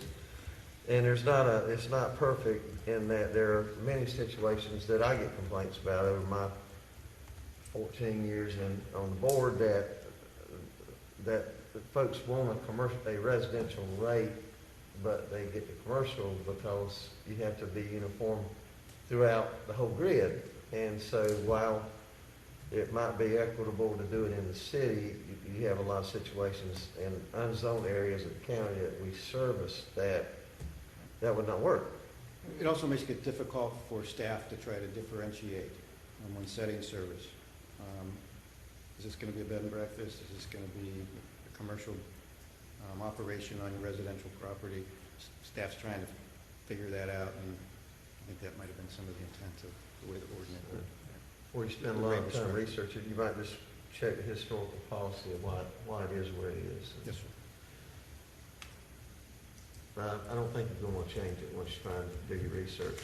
I just want to make sure it wasn't part of the 27 or 50-some billing cycles that we had, if it was something that could be fixed. Yes, sir. That was my train of thought. I'll research it. Thank you, Mr. McCarley. You're welcome. So I guess as far as a direction of where we need to land and have direction for staff to move forward, I didn't really hear a lot of opposition to utilizing the March 16th date. Yes, sir. Where you enacted that we were going to, so the period of March 16th, which expands the governor's to May 31st, will be the period in which, I guess if you want to call it the COVID period, where if it was within that period and people fell behind, then they will be eligible for payment arrangements. If we don't hear from them, they will automatically be put on payment arrangements for the 6-month period. Those falling outside of those dates are eligible for disconnect, just like we normally would under normal service conditions. Does that kind of the consensus I'm seeing. Yes, sir. And did you want to wrap up commercial into those? Yeah, indeed. I do. I feel that way. I don't know how the rest of the board, but I'm for looking at it under one scenario and offering the payment plan. My only concern with it is it's going to be a lot easier for a business to say, I'm sorry, I'm just not going to make it, and walk away. Whereas a resident, they're living in their house, and it's almost a necessity to have utilities. That's my only concern. Do you have the numbers, the financial numbers? I would imagine the non-residential are probably higher, I would guess. It's, so of that, it's, the residential represents $403,000 and the non-residential represents $69,500. Well, I'm just saying that for a business, you don't want them, if you can put them on a payment plan and get something, even if you got 2 months out of them, it's better than nothing. The only issue, though, is we're continuing to provide electricity for those 2 months. In the spot that the utility's in, we don't, to Mr. Odom's point, we don't allow payment plans for commercial services. Ever, period. Period. So if you do this, it really falls, it would be strictly falling within this period only. Well, but I really feel that these are extreme circumstances. People have been under a terrible amount of, a lot of them are home businesses, or little workshops or whatever. And I know we don't normally. That we just did. Yeah, well, that's true. They To can help do- with utilities and rent. I mean, I get both sides. I do too. I want to make sure that we've looked at every situation and understood, and I don't know what the circumstance is. And maybe we individually look at the circumstances. I don't know. I know that's a lot of work and headache. You make a policy and that's it. It has to be all flavors, you know? Well, I would recommend a case-by-case basis because we're leaving it at the Yeah. discretion of whoever reviews it. Understood. And That's that what I'm saying. varies I from get person to that. person review. I just want to make sure that we're just Out of the 60,000, 63, how? 70,000. Okay. How many businesses is that total? 41. 78? 78. 78. Okay. So you're going to go and disconnect somebody then as of June 1st because they haven't paid the bill. Yes, ma'am.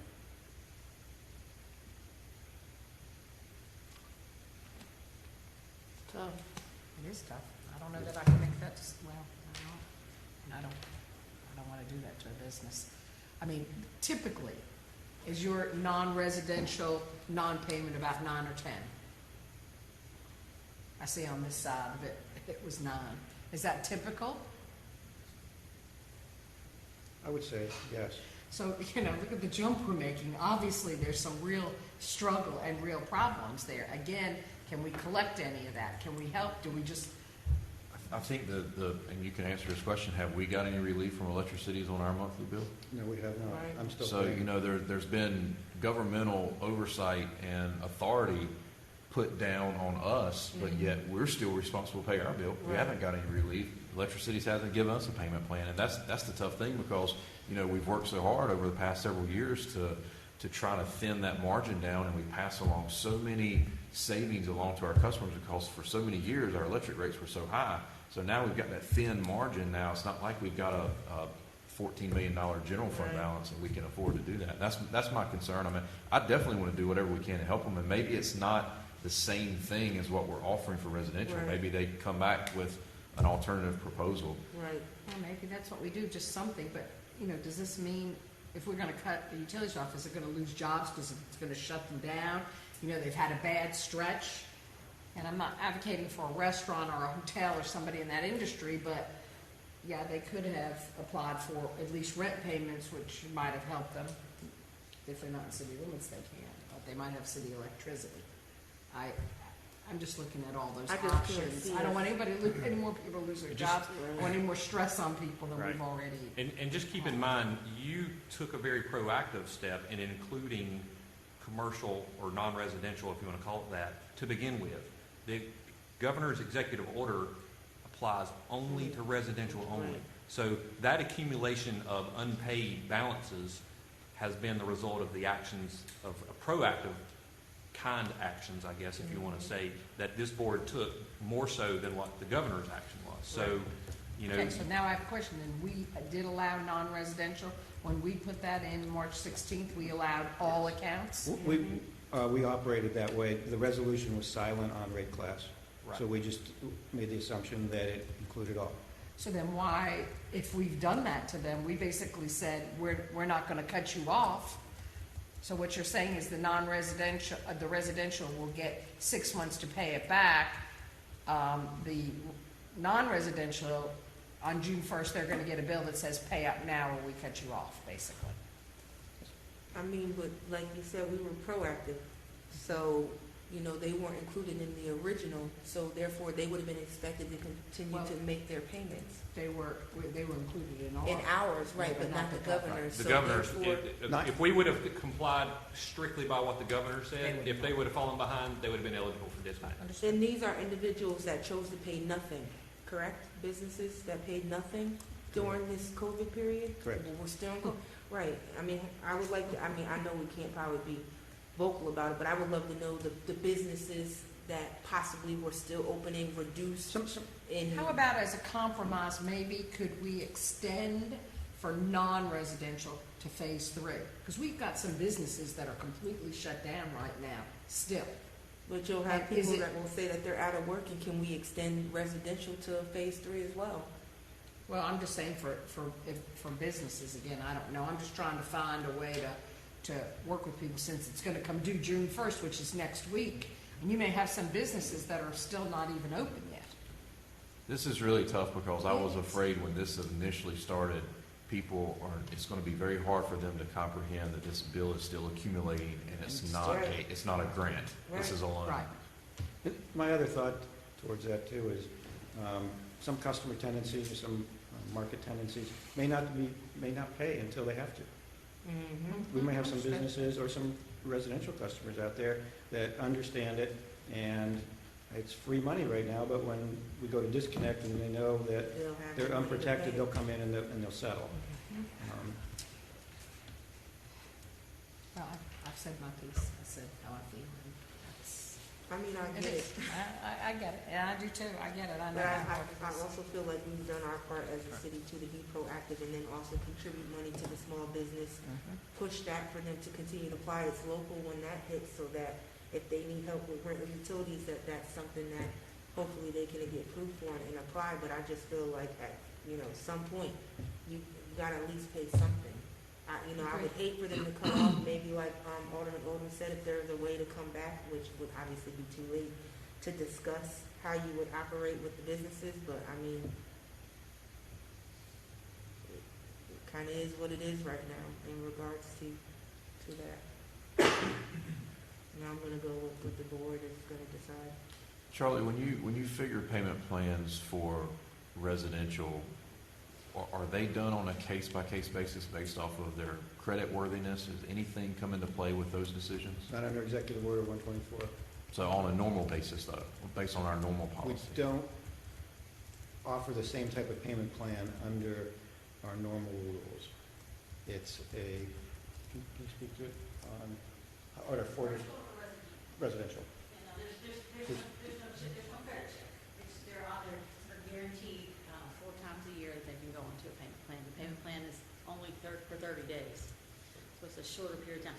Different type of Yeah, arrangement. it's basically just a late payment plan, basically. So it doesn't extend, and you're allowed to do that 4 times in a 12-month period. Scott, do we have the legal authority or ability to check the credit worthiness of a commercial account for a payment plan? What do you say? Where is He it? doesn't know, so.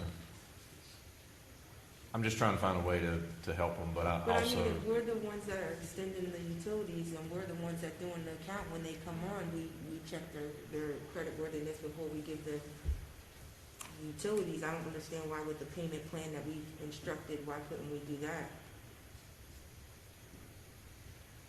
I'm just saying that if a company, a small business, has not paid anything during this period and they file for bankruptcy, and we continue to extend them for 6 more months, then they're not going to pay, obviously, and then they'll be able to recoup their losses, but we won't. I was just trying to find a way to where we could be helpful in some form or fashion. I just had to voice it. I'm okay. I just had to voice it. I was just saying to Charlie, maybe what we do is we look at the 78 and we figure out how many of those are really residential, and we treat those people like residential people. Because they're technically residential, we're just charging them a commercial rate, right? So those people we take off of that 78, I don't know what the number is. And everybody else, maybe we do a 60-day, a 30-day or 60-day payment plan. Right. So a shorter one, maybe get them through the tourist season. Not having ever lived here during a tourist season, I don't know exactly, but just as sort of something to get them through the summer and see if they can And hang again, on I don't till know then. what those businesses Right. look, I don't know if it's a Right. hospitality business or whatever kind of business it is, it's, you know. I mean, Yeah, we there's a would need to risk. know that information before we approve something like that, though. And our risk would be greater on the 6-month extension for residential because they can have payment plans running Two more at the same time. One in is one on one conjunction, at a time. whereas Take- commercial, you wouldn't. It's really only going to be, you have this plan, you've got to be up to date, or And some of the residential, just as an FYI, I just learned, are still on loans. We also have loans from Florence still. So they have loans, now they're gonna have a 6-month payment plan, and then they're gonna have short, yeah, they're just, yeah. So we definitely do our share, I think, as far as being as accommodating as we can to try to help people. So let me ask you this, if we included, just hypothetically, if we included the commercial accounts with the 6-month plan like we're doing for residential, if they become past due after the first month, would we cut them off? We would with anybody, Yes. after 30 days. If you don't, We do that to the residential, Yeah. but if they don't comply with the new payment arrangement, then they Yeah. become eligible. They have to stay current with the usage for that month and stay current with their payment obligation. So we're really only extending our risk by 1 month or one billing cycle. Yes.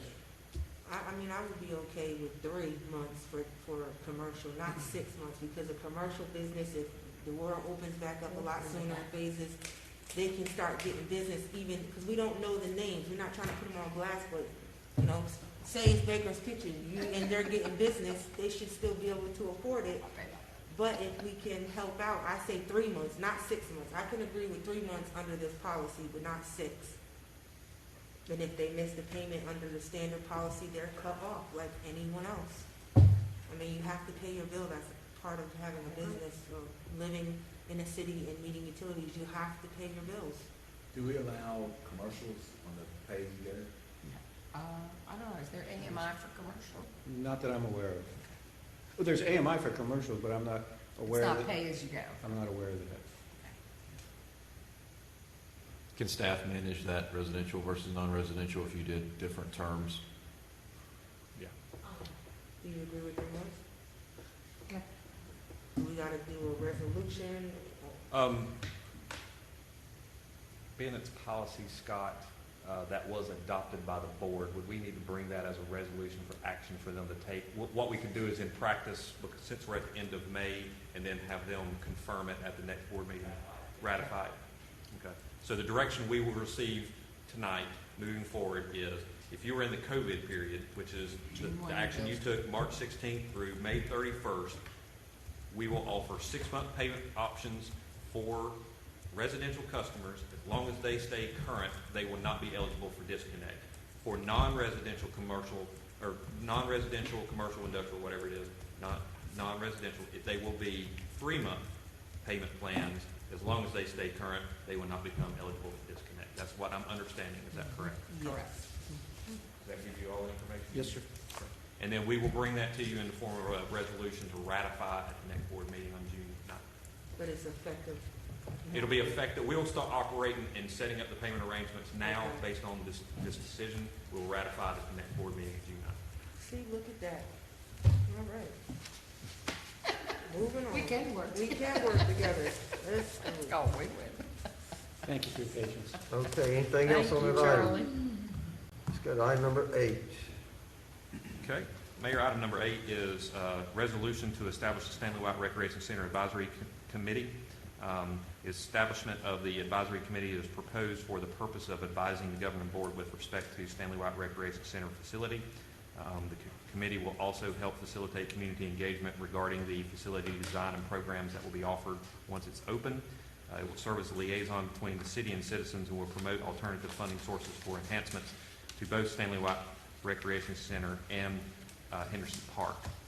The committee will consist of 10 voting members who are named in the proposed resolution that's before you tonight, and the committee will dissolve on the day that the newly constructed Stanley White Recreation Center is open for the public. And Scott is here to answer any kind of questions with regards to that and myself. Let me ask you a question. Why would this board be advising the governing board? I mean, why shouldn't they be reporting directly to Foster?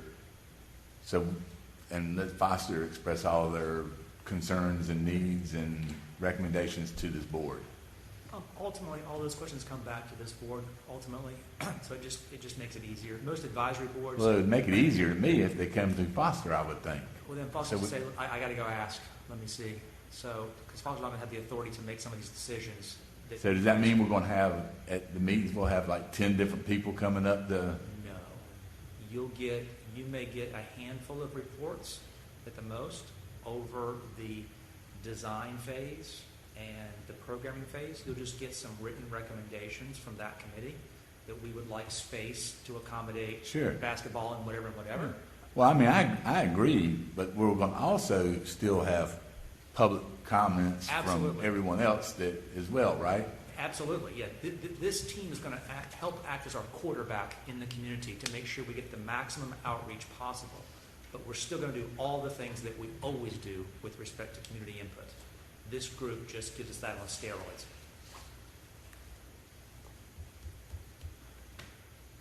That's the vision. A couple questions. I support the resolution in the committee. I appreciate Alderwoman Harris calling and asking me about this.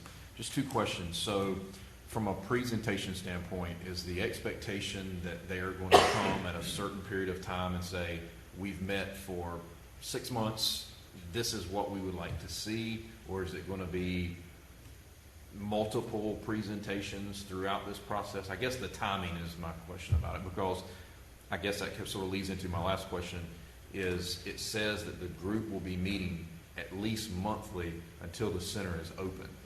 So I know that staff has said, this could be a 2-year process. Are they going to meet 24 times between now and when it gets open, or is this supposed to be sort of on the front end, on, like you said, the design stage, to say, hey, here's what the community wants to see? I think basically what the process is that we want to have the Stanley Way Advisory Board Committee just so that we can, like you said, be a liaison to the community, help with the public engagement process of it, be able to have the input in it.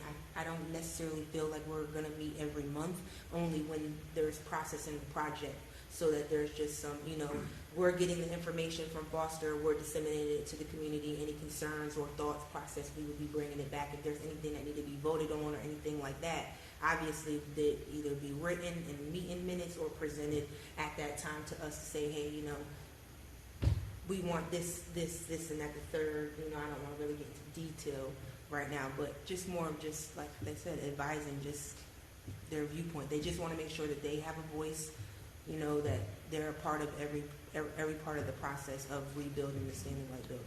Well, I agree they needed a voice. I think it was a good idea that you put the committee together. I just thought that when I was speaking to the city attorney about it, that Foster would be the one updating the board on the recommendations from the advisory board. Yes, sir. And I may have misunderstood. We don't know yet how that information is going to make its way to this board. My thought at the most, it would be a written report or a written letter, but whether it's Foster or a letter or whatever, we just want to make sure that there is a direct line of communication between the community and the governing board. Right. What I've observed in the last several months, largely because of the COVID issue, is that there's a sense that there are grand plans and programs and things happening, and folks are not in the loop. Right. When in fact, everyone knows all that we know, which is very little. So a big part of this, getting together monthly, maybe a 5-minute meeting to say, nothing new to report this month that you don't already know. Right. But at least they can go out in the community and say, we know everything that there is to know. Right. Will there be minutes, and will they be Yes, posted? ma'am, they have to So be. this will be. Everything It's will a be. public- That's a way for us then to find out Exactly. what's going on and information, and that keeps us in the loop. Utilizing the city and the development Yes. services. We're going to be doing everything just so it's out there publicly, so everybody knows what's going on, because it is such a controversial topic and a big project that's going to be done, especially the ward that I represent. So I just think it's an ease for them, and ease for us to know that we're in this together, we're working in this together, and that everything goes smoothly. So I appreciate everyone's support on this. Yeah, the only concern that I have is that this advisory committee are aware that they are what it says at advisory committee.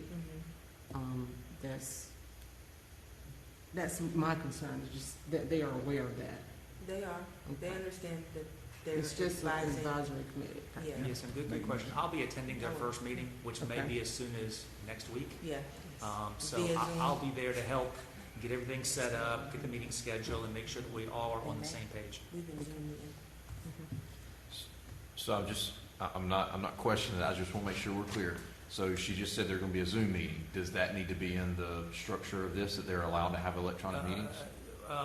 I'm not, we need to talk about that. Yeah, we'll follow. Yeah, we're going to follow all guidelines and make sure. I just don't want it to get, because since this is a formal committee, because the only one that I remember we did was the Parking Advisory Committee, Right. and it was a formal committee, Yes. and you had to, if it said monthly meetings, you had to have a quorum there. Yes. So, I mean, if you're saying you're going to have monthly meetings, then This you is the have real- to have it. It's the real deal. Okay. Yeah, we are meeting monthly again. It may be short, Yeah. but Okay. we're going to have a structure in place. And I prefer it to be not Zoom, but let's That's talk through fine. that. Yeah, we'll talk through that. Well, September 14th will be 2 years. I was We've gonna not say had a it's time Stanley to White. get this show on the And I, road. for one, am not interested in a Absolutely. long 2-3 year drag out with, I'm interested in, like I said earlier about Pleasant Hill, I'm looking for a design build. I'm looking for, if we procedurally can do it and are allowed to open, I've already had one email from a contractor from out of town that wants to design build a Stanley White. So, part of that could be if we design build that the contractor would meet with the advisory committee, and I think they'd be talking to the contractor more than they would the board. We kind of know what we're going to do as far as the plan itself and the number of square feet. Of course, depending on the price per square foot and who the contractor might be, but I think that the most expeditious way to bring normalcy back to that area of town would be to get a design build and move forward. Now, can we do that on this building? Sure. And we already put the RFP in. So, what's the board, how fast, the money is gonna be getting here pretty soon, and I'm ready to build myself. Well, there's a few other steps that we have to take first, Mr. Mayor. Yeah, which is making this motion? Yeah, Yes. I just don't wanna see this thing drag out. I don't understand. either. I don't either. I think we're all. I've been working on this thing for a while now, and I'm ready for it to be over with as well. But we don't have a check. Well, And there's a few steps that we have to take before we can start. Much of what I'm concerned with is I'm all for this and I support the advisory board, but I think everybody on the committee is probably more concerned than I am about the timetable. I know everybody is ready to see a new Stanley White. I think, and Mark, you weigh in on this, but I think by the time demolition is done, there's going to be a whole lot of answers to questions. And I think demolition can probably start fairly quick, but there's still a few things that needs to take place. Yeah. It's coming pretty quick now. Okay. Once the money is obligated, we just have to do a scope of work now. Yeah, I think I'm not going to speak for the mayor, but what I'm interpreting is for the last 2 years, or when the 2-year anniversary comes up, this has not been a delay on the behalf of this board or this staff. This has been a federal process. Mm-hmm. That federal process is soon coming to an end. Whenever that deposit gets in our bank account, it's on us then. And I don't want to be responsible for anything that's going to cause any more delays, because I think we all want the same thing. It's just a matter of getting it going on. I think a lot of work can take place during the demolition process. There's a lot of preliminary work that can be done. I can tell you right now, if you don't want to delay the process, I know the mayor has come out and said that he's very much so in favor of the design build process. We currently have an RFQ out already on the building, and that's for architectural and services. So if the board wants to go a design build route, then the board needs to make that decision and give that direction, and we will probably recraft the way we develop the RFQ, because that's a completely different qualifications package that you're looking for Right, then, so- and just strictly an architect. Yeah, So, I- but we're trying If we to. had gotten a check 30 days after the hurricane, I might be interested in the historical way we do business. We're 2 years out on this right now, and I'm just trying to, just like switching gears here, man, over here at Trent Court, there's a delay in that because of some things that maybe should have been done 6 months ago, that right now, if we're doing, I really don't see what the demolition has to do with the construction of the new building. Well, because you have to tear one down before you can build the other. Well, okay. So, And have there's we- a scope of work that has to be submitted before we can do any of that work. So you're saying that we shouldn't change the RFQ? No, well, I don't know about that part of it. What I'm saying is that we are in step now to start doing some Well, brick and mortar what I would work. suggest to the Board of Aldermen is that 3 elected officials form an ad hoc and work with the staff and see what the consensus is of the board as to how quickly we want to move forward with this, and to make sure that the staff is aware of the fact that procedurally, we don't want to be dragging this thing out, and that if there are things in our forecasting we need to do, we're on top of it, that we're not 2 or 3 months behind, and I understand what you're saying about the demolition before the new building and all that, but have we? Well, I agree with you, Mayor. I just don't think we need an ad hoc group. If, I don't know the legal process, if we have an RFQ out, are we able to take that back and then change it to the upgraded one?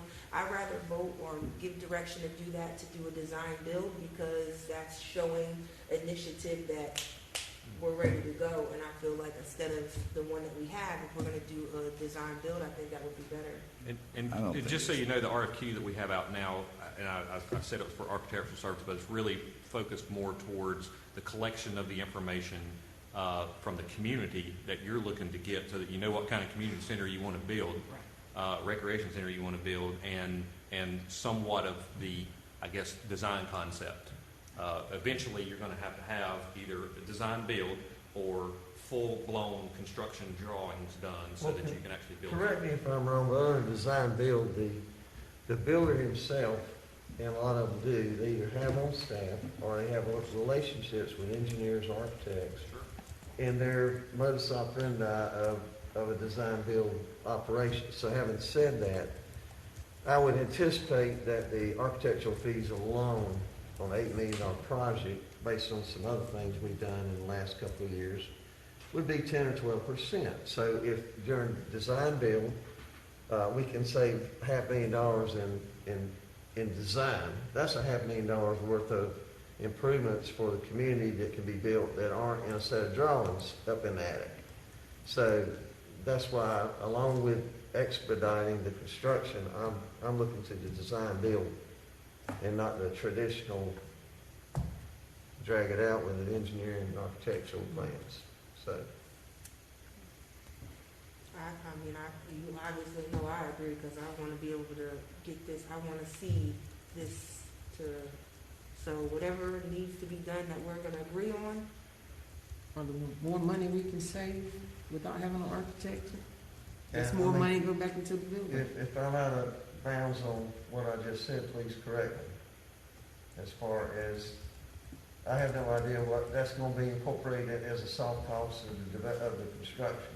Yeah, Mayor, Foster may know, city manager may know, I don't have any budget numbers to offer the board as to whether it is more cost effective to go down one path or the other. It is definitely faster to go design build. But at the end of the day, I don't know if the product is as satisfactory or if the cost was competitive. Well, and I another just don't concern know. I have is that if my half glass full, if the economy takes off after this COVID, you wait to see what the price of steel and the labor shortage is going to be when the economy takes off again. So, as soon as we can get started on this thing, the better, because I have a feeling that there's going to be some spiraling costs of construction. Mr. Mayor, I can assure you, in fact, the city manager and myself and our consultant was on a conference call just this week, wasn't it? A couple days, well, probably last week. Today's only Tuesday. So last week. And we have started the process for the scope of work. It shouldn't take a long time to do this. The money is now obligated, but our very next step is to do a scope of work, and we really shouldn't start anything until we get a scope of work changed. You agree, Mr. City Manager? I mean, actually, it could jeopardize the funding, if you want to know the truth, if we did anything before that. Well, as I said before, I appreciate all you've done. You know the system better than anybody on the board, and I listened to what you had to say, sir. It's been a team effort, but we're working on it. I can promise you that, and we're working on it fast, as fast as we can get it.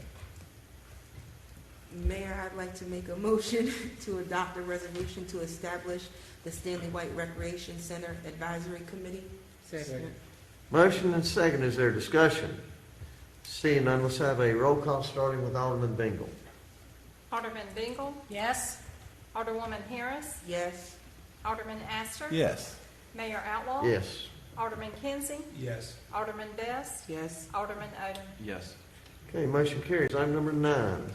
Thank you, Mayor. Item number 9 is the resolution approving the sale of 208 Daniel Street. As you recall, this was an item that was tabled at our May 12th meeting, and as a recap, the resolution was adopted on the March 10th, 2020 Board of Aldermen meeting to initiate the upset bid process after receiving an offer of $9,500 from Jimmy Bengel. Offer was advertised, no upset bids were received. Tax value of the half-acre lot is $18,000. The offer represents 50% of the value. This property was jointly acquired by the city and the county in August of 2019. There is a mobile home, as you will recall, that's situated and on the lot, and it was damaged during the recent hurricane.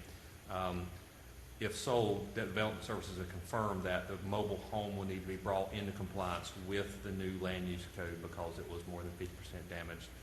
So it will have to come in compliance with all of our new land use ordinances. Considering its age and condition, it's not thought to be very cost effective for someone to attempt to bring it into that compliance.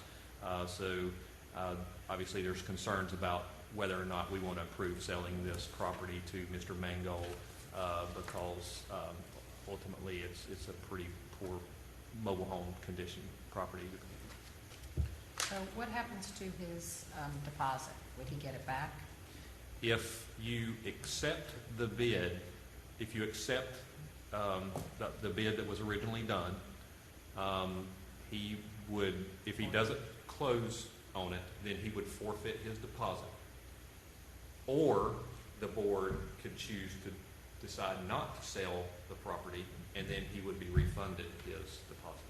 I want to be consistent on what we do. We've had one of these situations a couple years ago, and I want to make sure we're consistent on what we as a board are doing. And Mr. Davis, would you make sure that you advise the board appropriately as to some past situations where folks lost deposits and what this situation is, to make sure Yes, we're sir. consistent? We've had situations in the past where the board accepted an offer, and then sometime later, the person wanted to back out. When that once you accept the offer, we have a contract. Right now, he's making an offer to you, and your decision is to accept that offer or not. You are free to reject it. If you reject it, there is no deal. He gets his deposit back. In prior situations, they've made offers. The board has accepted. We have a contract. The contract says if you don't close, we keep the deposit. That gentleman did not close. We had to keep his deposit. So, I tried to reach out to Mr. Langle, but to no avail. But City Clerk and Jeffrey Jerry reached out to him, and Jeff explained to him what was expected of him to get this property, the mobile home and the property, into compliance with city ordinance. And Mr. Mangle decided that it was just too much of cost, that he didn't anticipate that much of cost. So he asked that, we as a board not agree to purchase, for him to purchase this property. And Mr. Stevens, thank you at the last Board of Aldermen meeting for making those recommendations to this board for us to delay this item until this board meeting, because I'm really glad that we did reach out, that City Clerk and Jeffrey Jerry did reach out to Mr. Bengel, and so now we know that it's not going to be cost effective for him. So, Just, I don't want to get anybody in a bad financial situation, but I also want to look out, because my job is to ensure the interest of the city. So it's a little bit of a double-edged sword here, because we had to go through expense and cost and advertising to ensure that there was no upset bid on this process. And our statements are always buyer beware, as is, where is, you're buying that, we are making sure you've done your due diligence. So the only thing is we are incurring costs in advertising to the tune of what, $250 or $300? It's pushing $400. $400. So we have had costs associated with doing this, but it truly is the board's decision as to whether you want to accept it or not. How much is the deposit? It's tiny. It's tiny. $475. I Well, guess, if you don't want it, yeah, I'm fine with that, but I think going forward, I think it's important that if there is a structure on a piece of property, I think before somebody even comes in to start the process, that they should say, this is not in compliance. And I understand it's buyer beware, but they should know if there's a structure that was the first thing I picked up on when I saw it last time was, here's a mobile home. I know that usually it's if you've been out of it 6 months, you have to bring it up in to code. So Yeah. I knew there'd be a problem. We really ought to be, and this is what we did last time, is direct everyone first to development services, whether it is raw lands or a structure, send them to development services, because we're trusting them to do their due diligence. If they haven't knocked on Jeff's door, they haven't started the process. That's the first thing you do, because we're having people that are looking to buy vacant lots and they don't understand zoning. They think it's going to be a great place to put their business, and you're like, no, this is zoned for residential. You can't put your business there. So, without making any warranties to anyone, and still buyer beware, before the clerk takes an offer, have you been to development services? If you haven't, you got to go there first. Right. And once you have, God bless you, buyer beware, it's on you. Right. But we've done Alderman Odom, do you have a question? Yes, sir. I was just, we've had a lot of discussion over the years about derelict properties and the fact that there's so many throughout the city that we wish we could tear down, but we don't know who owns them, and we've got to go through that process. I guess on this one, maybe this is an anomaly, but if we, from a staff perspective, have recognized that this structure is not worth the repair cost, why is the structure even still there? We own this, correct? Wholly, us in the county. So we have the ability, we could have demoed this property already. Yeah, the county historically has been a great partner on these. We always offer the county the opportunity to share proportionately in the cost of demolition if they want, and they never do because it never makes sense, or convey their interest in the property to the city. And once we get their deed, then we demolish the property and have title to the lot. Well, And we just got it in August of 2019, so this was a relatively Pretty fresh one. Well, I would just say my comment is if the board chooses not to move forward with the sale, I think as soon as possible we need to demo this trailer, get it off the property, and then try to market it, because it's a nice lot. I mean, it's a corner lot, it's a large lot, so. Well, I'm sorry, you could probably advertise it as, come get it, you haul it off, you can have it. There's a lot of people that will haul it off for the chassis and a loan.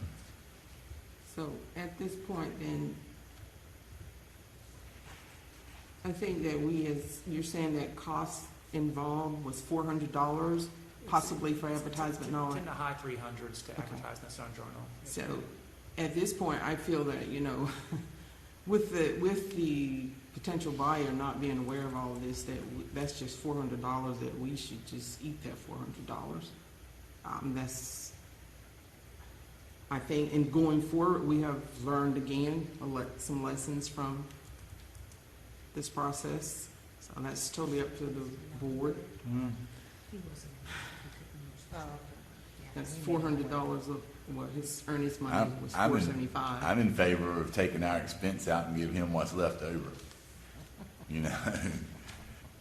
I mean, he did not do his Can we legally do that? I was just thinking that. I love the idea, but, Me too.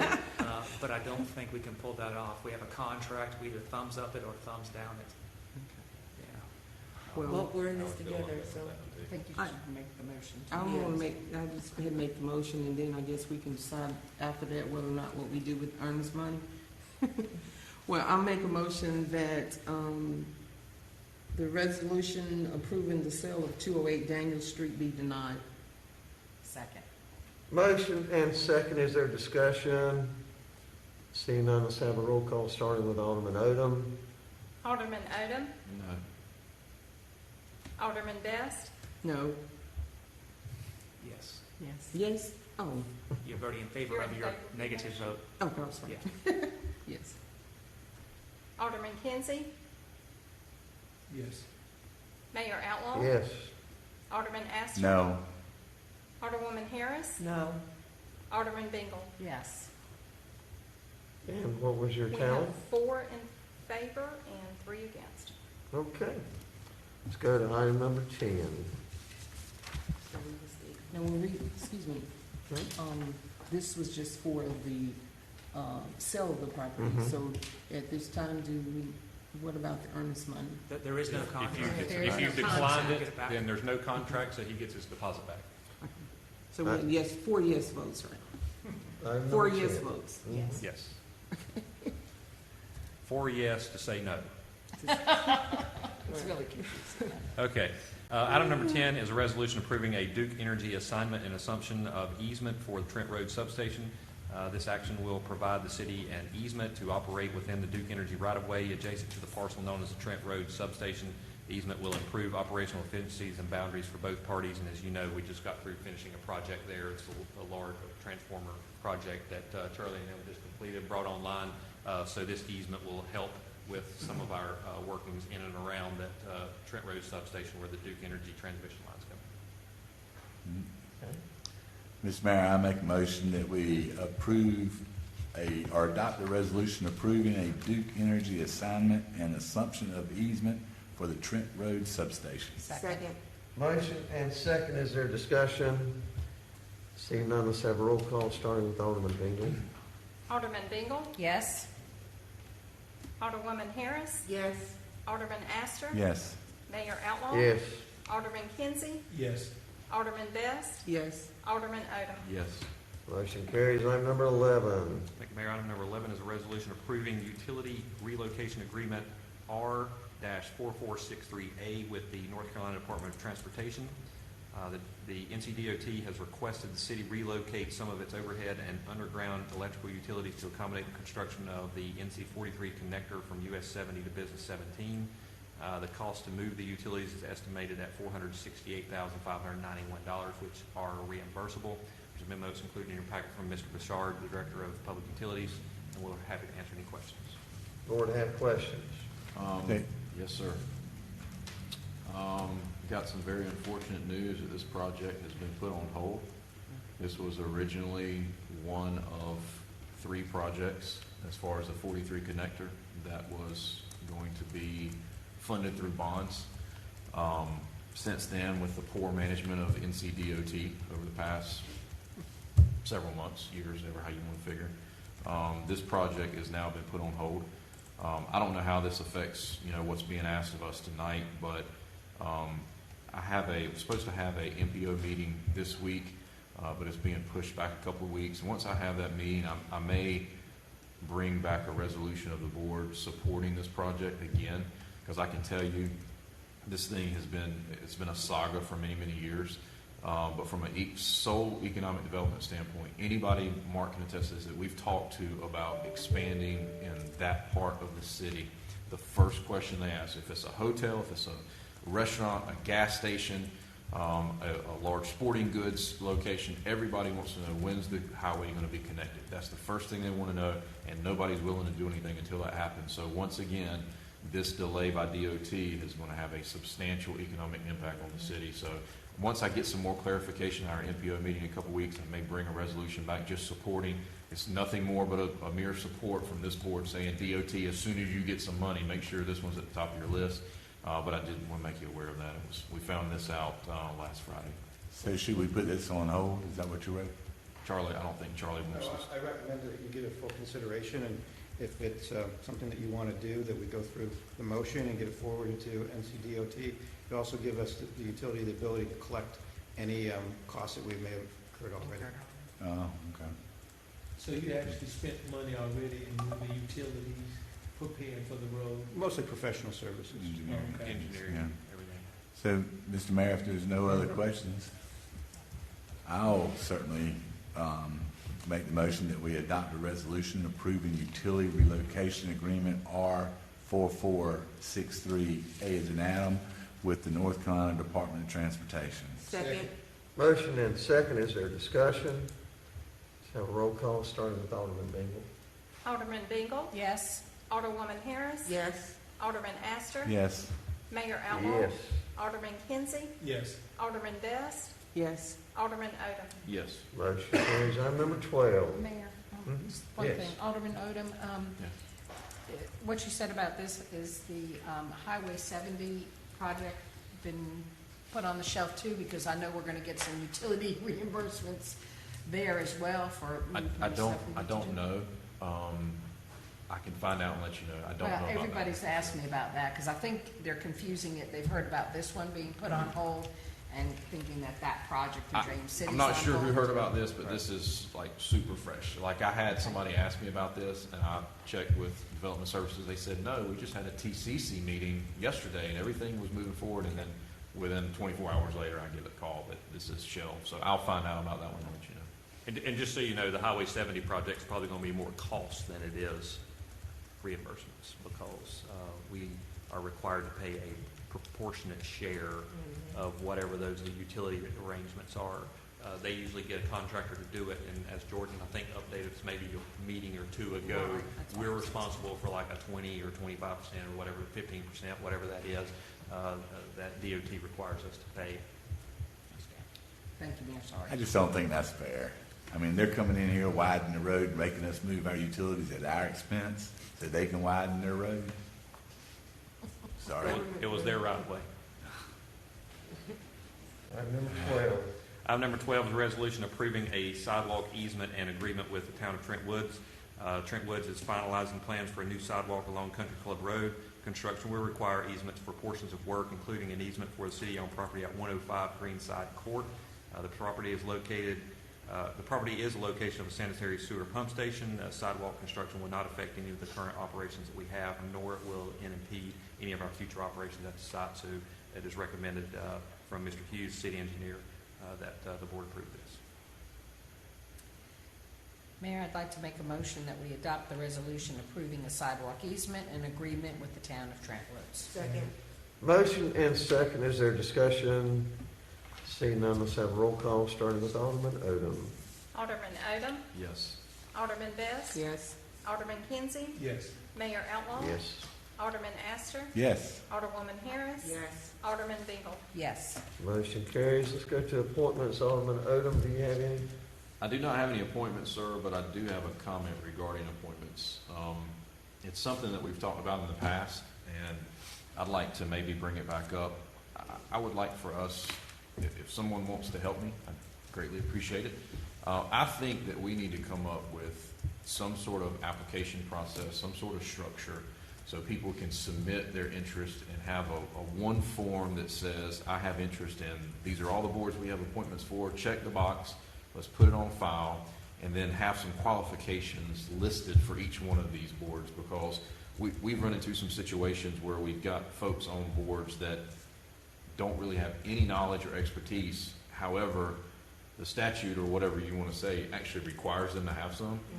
So I think it would be helpful for all of us, because I know when I get an appointment listed here, it's like, oh boy, here we go, I got to find somebody now. So I think we need to improve that process, and I'll be happy to come up with some recommendations if somebody else wants to work with me. But I think we can do better than this. We need to do better than this, because people that we put on some of these boards have major implications in things that happen throughout the city. More so with Board of Adjustments and P&Z, but even all these boards, like the library board is one that's, and appearance is always hard to fill. But if we kind of had a file that we could just pull from each time, I think it would be helpful. I agree. Is it electronic that you're trying to create? That would be great. I'll support that. That's a good idea. Good idea. You know, it is difficult, and especially with something like an HPC, which is a quasi-judicial, which is even more important. You want someone who has a little bit of background and experience in what they're voting on. Right. And I think it would be. Is it possible to add this as a tab on the website with the form that's Yeah. already there? Can we Great get That would some be the hope, direction to do yeah. that? I'm making notes now, and I can work with Colleen on our website to ensure that we can have some kind of form to where it can be submitted, and then it automatically emails. Probably Brenda would be good because she Right. usually helps y'all with your appointments and recommendations for that and gets it on the agenda. So maybe it would email her all the applicants who are interested. She keeps a file, and then whenever y'all have an appointment, you say, Right. can I see the file for Board of Adjustments? And then she can scan in and send you all the people who apply. That would be amazing. Okay, Alderman Best. None. Alderman Kinsey. No, sir. Alderwoman Harris. You forgot I Mr. know, I'll get back to them. Are we on appointments? Yeah, go ahead. There's an appointment for the Appearance I Commission. got it. You got it? Mhm. Okay, because I've got someone that's asked about it also, so. I have none. Okay, Alderwoman. Yes, I have an appointment for Paula Jessup for the Appearance Committee. Second. Motion and second, is there discussion? Seeing none, all in favor of the motion, say aye. Aye. All opposed, same, motion carries. That's all Any I got. others? Alderman Bengel. None, sir. Okay, at this time, let's go to the attorney's report. Nothing to report tonight, Mayor, but I will need you in a closed session very briefly at the end of our meeting. Okay. Do you want to tell us what that's for? Are you going to do that later? Oh, that closed session, okay. City manager's report? One thing, Mayor, and I forgot to bring it up actually, and I apologize for that. During the discussion on the EO 124, I put in front of y'all each a letter that Electric Cities had asked its membership organizations to draft and send in to the governor's office. This is a letter basically stating that we support the end of EO 124 as of May 31st.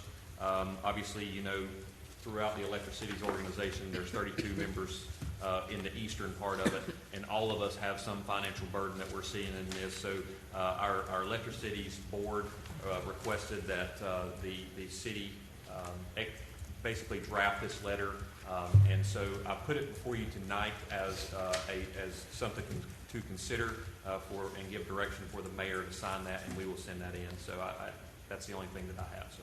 So moved. Second. Motion second. All in favor of the motion, say aye. Aye. All opposed, same.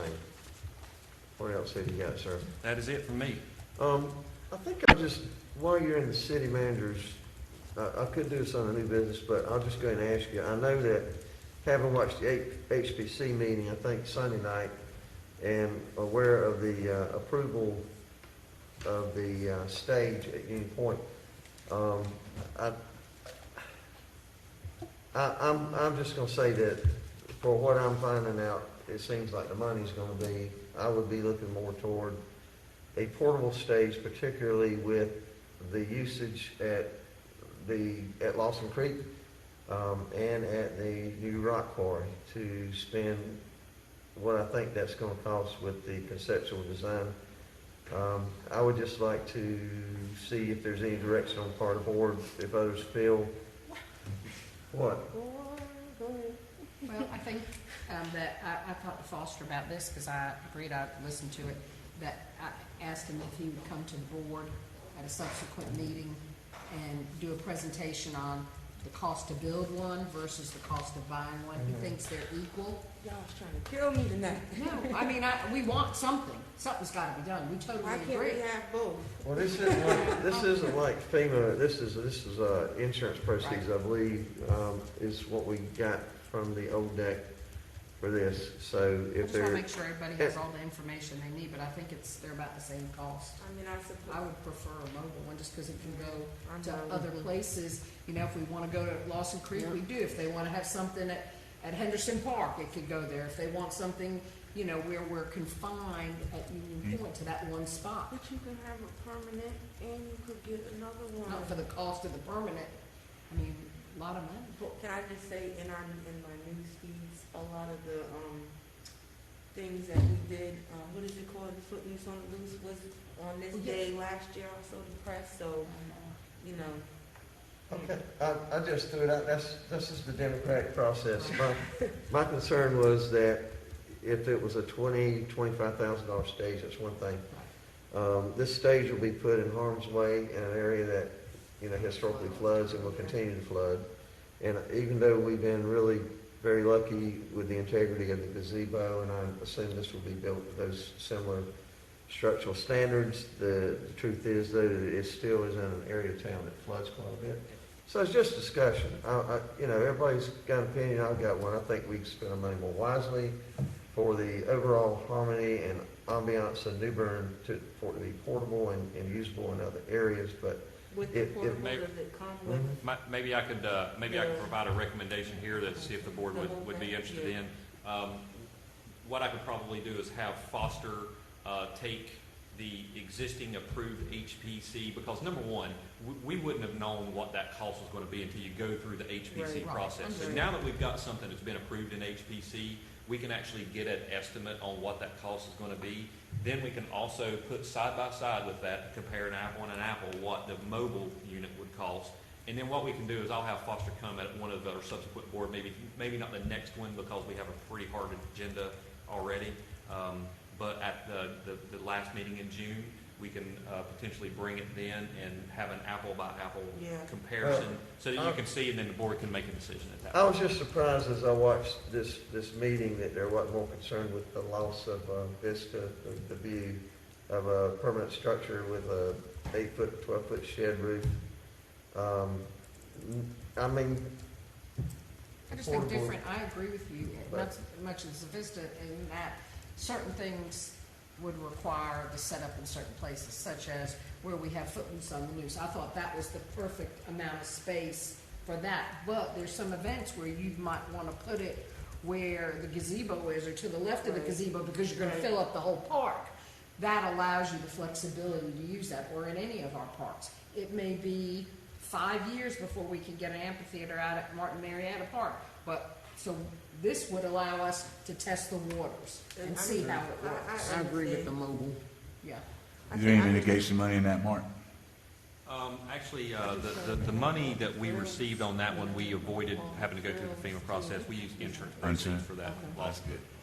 do you know what we received in insurance proceeds? Well, the insurance proceeds was lumped as all of the city's losses as a whole, so to be able to put an exact number on it, I don't know. So could I have a timeline from the board as to if there is consensus of moving forward with portable, as to what timeline you'd like to see the purchase of one and the proper selection bidding and all those other things? Because again, these are we have a lot of these things that just drag, and I'm ready to see. Well, can we see what I'm the trying to plan get is Newbern gonna be open like back up.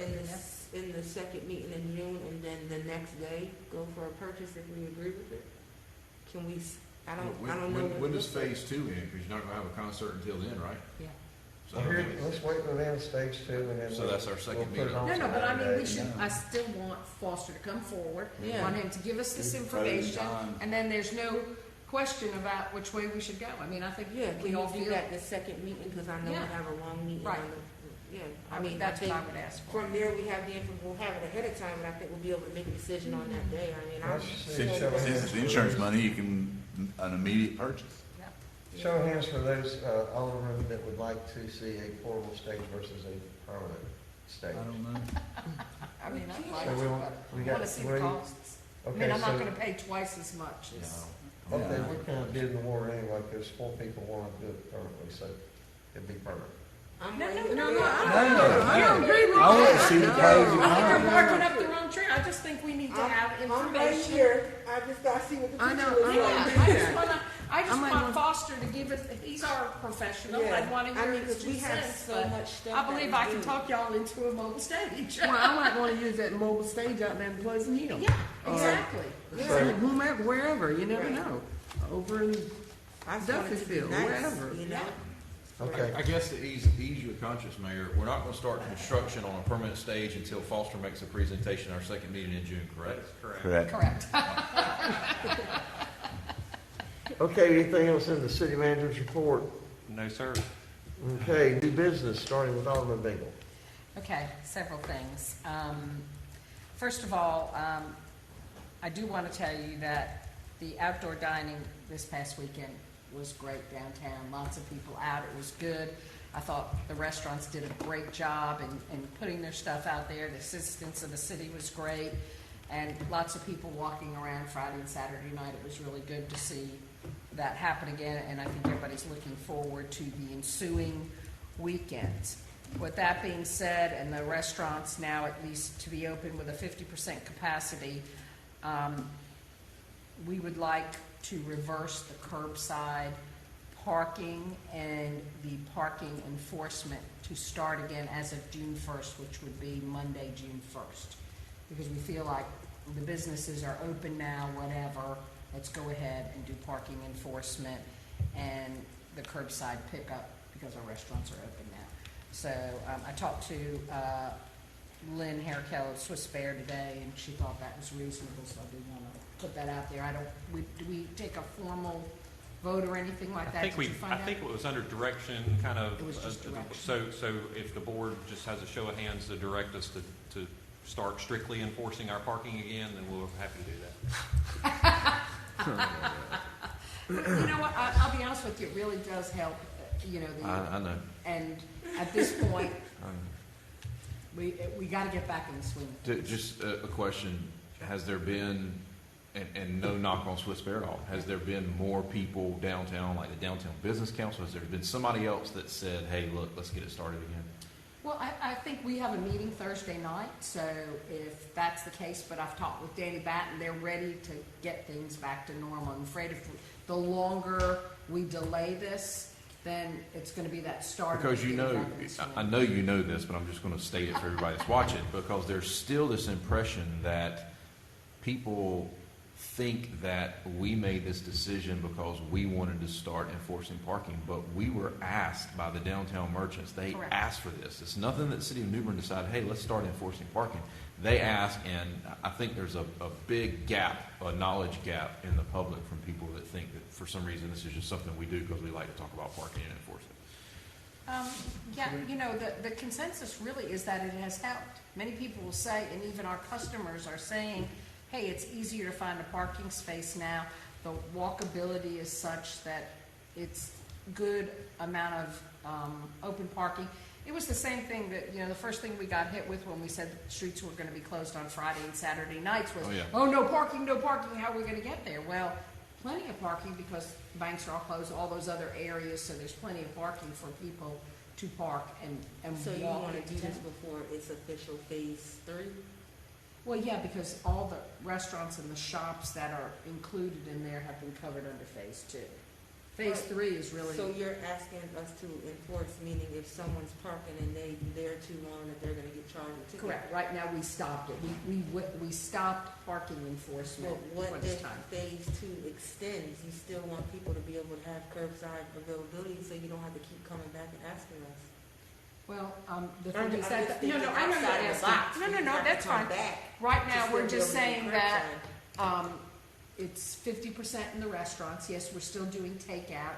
We're still doing, so curbside, of course, but we feel like the parking spaces are valuable in the sense of it'll allow more people to come downtown to shop in shops. It's not, before it was just about the restaurants because everybody else could be open, we could be open. What about the restaurants that are not open and are doing nothing but curbside? I mean, how is this going to affect them? I mean, I think you there's know about, one. we got a very, very small restaurant that he won't be able to put, but maybe three tables? Yes, I've And talked to he's somebody. depending quite a bit on his takeout right now. Yeah, Thai Angel Thai restaurant. Angels, yeah, and we've had some conversation. He doesn't want to go out in the street, and he doesn't want to extend, his numbers. And again, I think it's got to be win-win in a sense for everybody. And if we could work with him, I don't know if we can pick and choose and give somebody a curbside parking because they're not open. How we would work that, but if you all want to delay it, that's fine. I brought this back because I've talked to Swiss Bear today, and they had asked about putting it back as of today, and I said, no, let's wait till June 1st. Let's get, things kind of. Has there been a lot of traffic where people aren't finding parking spots? No, but we're just coming, we just started to come back on Friday, so we're really not, but how long do we want it to go? I mean, This is fine, I'm just bringing this before the board, I was asked to, so however you want to direct me or direct this, this is fine. But to enforce parking and. so this is what we'll do. Why don't we extend it until our June 9th meeting? The downtown council meets Thursday night. We'll have our meeting. We'll decide and let Danny Batten send a letter or whatever and say, yes, put parking back in, and we can just go the following week in June. Yeah, I think that's Okay? All right. Next So thing, just real quick, do I need to bring that up as an agenda item, or are you going to bring it back up as a discussion under your? I guess discussion, it doesn't need to be an agenda item. I'll just bring it back under new Okay, business. thank Because it wasn't that way before, correct? you. That's right. Scott. The next question I have, Scott, I noticed that Alice sent out the census maps and the census information. So is the census complete? Is that our complete number now that we look forward? And the reason I'm asking, because what do we need to do as a board? Do we need to adjust our wards? We got an election coming next year, so I kind of wanted a sense of where we were at with that. That's not the numbers. I'm comfortable. I don't know, that's what I'm I asking. think it's kind of estimates as a part of, I guess, the initial census. Right, we won't know, she said we won't know Yeah. till next year. Yeah, So you can won't know still- the final numbers until then, but then ultimately, the board may want to consider redoing the boundaries regardless, because ultimately you'll see, Every 10 you're years. probably going to see growth in In Ward that 3. way, yeah. And stuff like that, so if I was a guessing man, it may be that, some of Alderman Astor's area over in the Old Ghent, Town, Old Town area may kind of start moving towards the river because he's gained a lot of population in that area, but it really depends on what the total number. I You're just was taking Old curious. Town away from him now. Yeah. I was just curious as to where that process was since I saw that map. Will you continue to update us and let us know about that? I would be curious how that process is going. And then the last thing, I just would really like to recognize two wonderful, wonderful New Bernians that passed away this last week. And I can't help but mention their names, and first is Dr. Ashford. And of course, this is a generational family for the city of New Bern, has lived here for generations.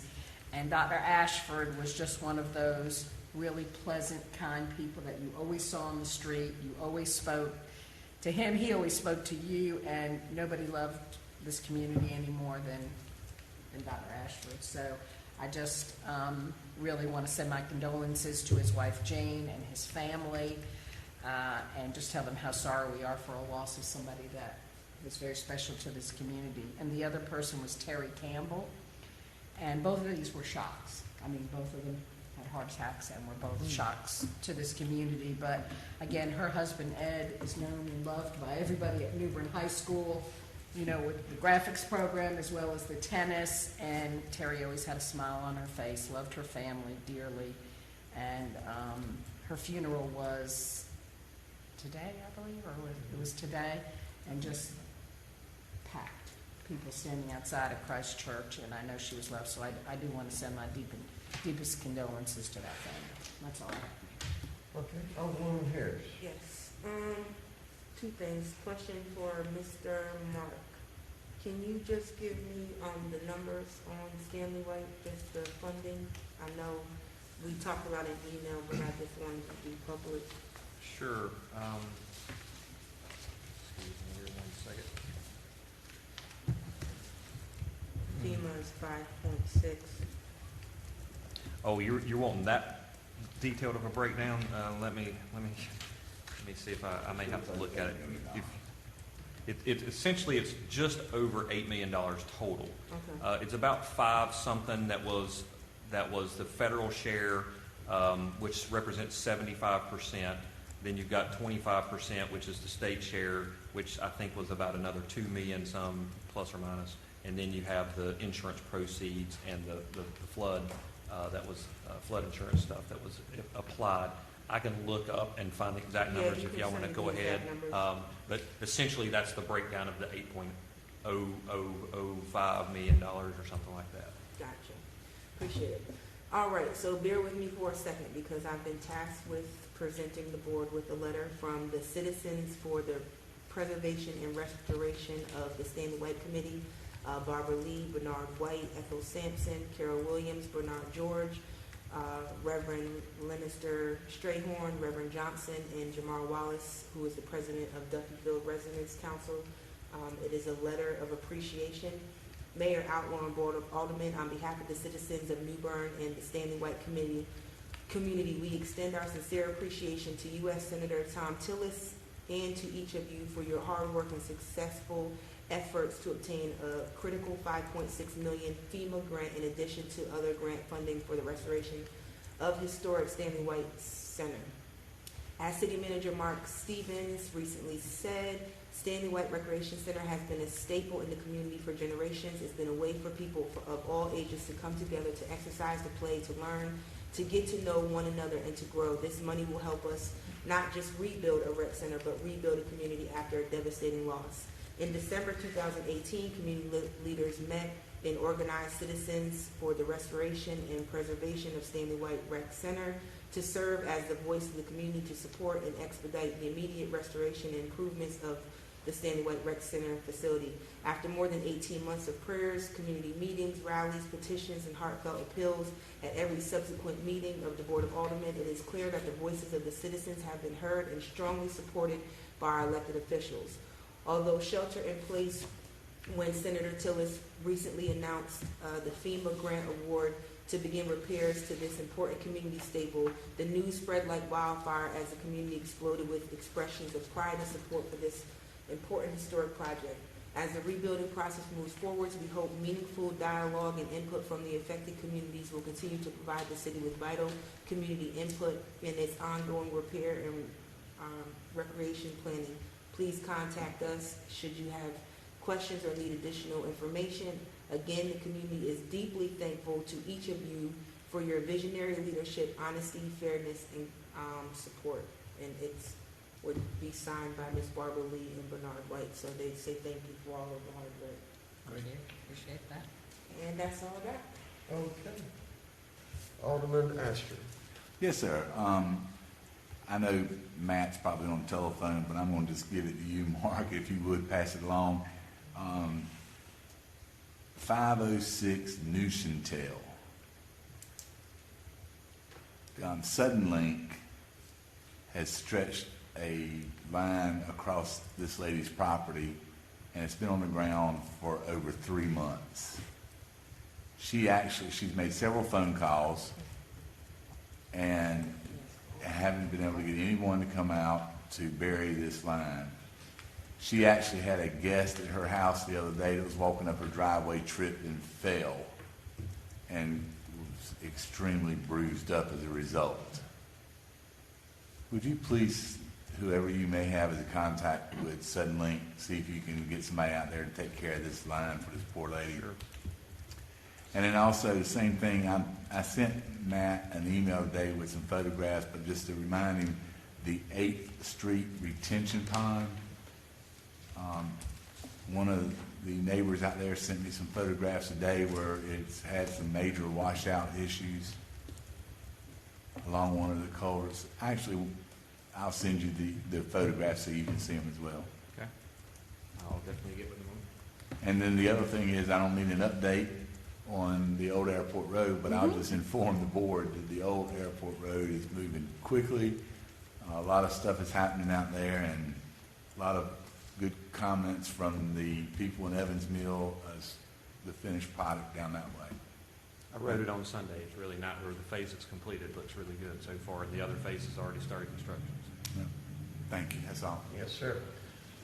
Alderman Kinsey. That's nice, sir. Alderman Best. I just want to say thank you, Matt, for the work that you conducted on Highway 55 West. Thank you very much. And also, I just want to say a big thank you to each member of this board, city manager, Mr. Hughes, for your concerns for our citizens here in this city, for, taking into consideration that citizens on the west end of New Bern, thank you. I'm saying thank you on behalf of them for a long time waiting to just see something something in writing for a community center on the west end of New Bern. I think it would be an asset to the city because it would serve multi-purposes.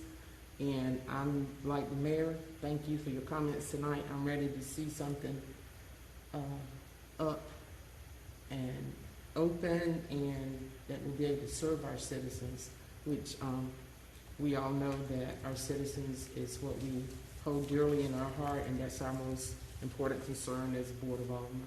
Thank you to each one of you. Okay, Alderman.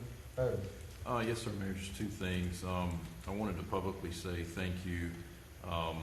Matt's already seen this, and I know he's already passed along this appreciation, but in the Kings Road Community Watch, they have a very active, as you know, Mayor, very active community watch and Facebook group. And I won't say the name, but the homeowner said they were scrambling to beat the next round of showers and get some big pine limbs to the side of the street to be picked up.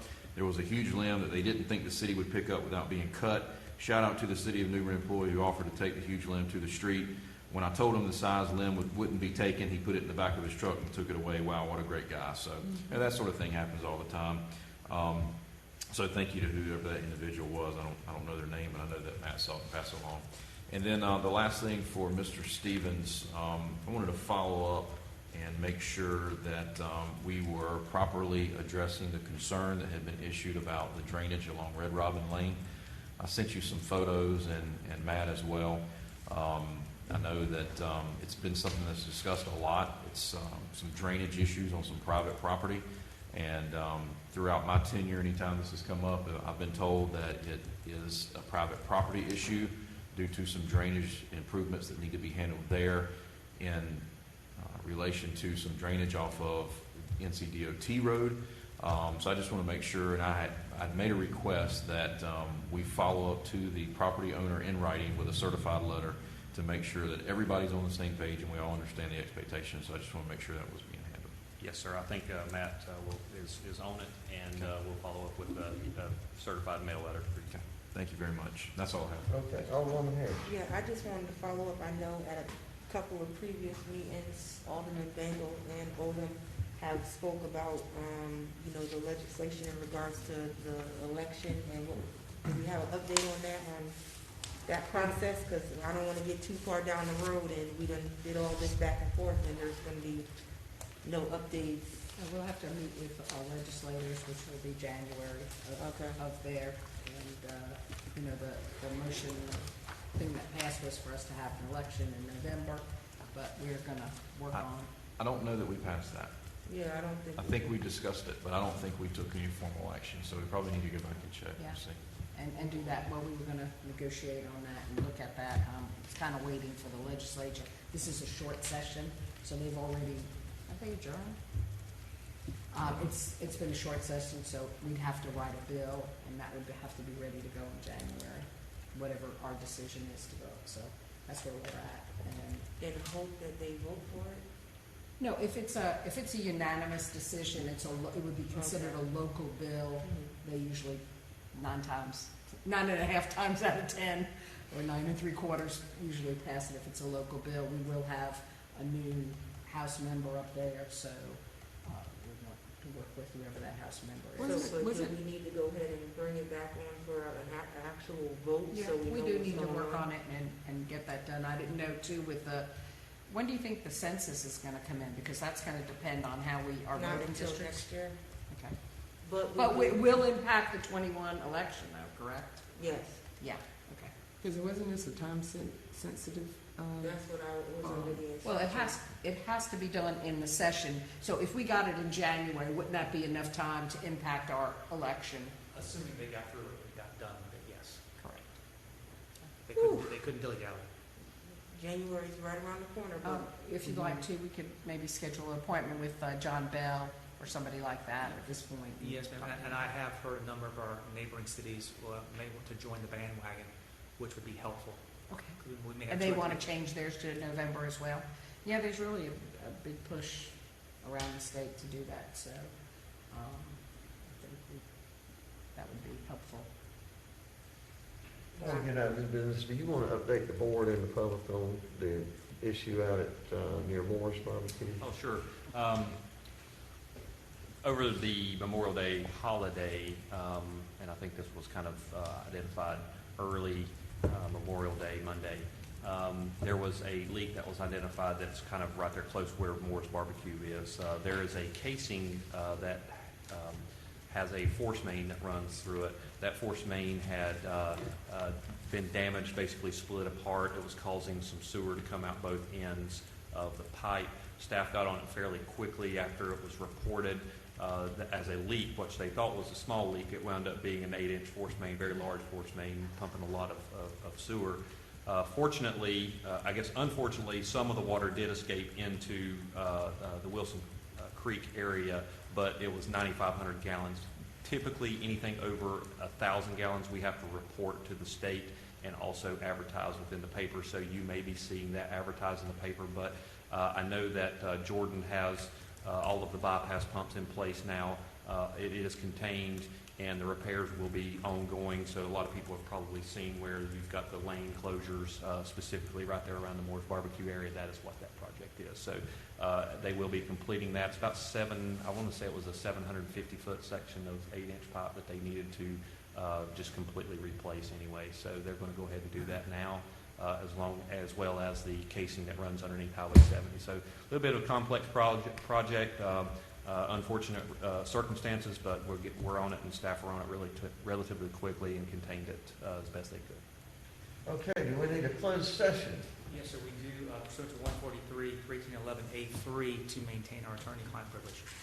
Shouldn't be long. Motion, get a second? Second. All in favor of the motion, say aye. Aye. All opposed, same. Motion carries. Yeah.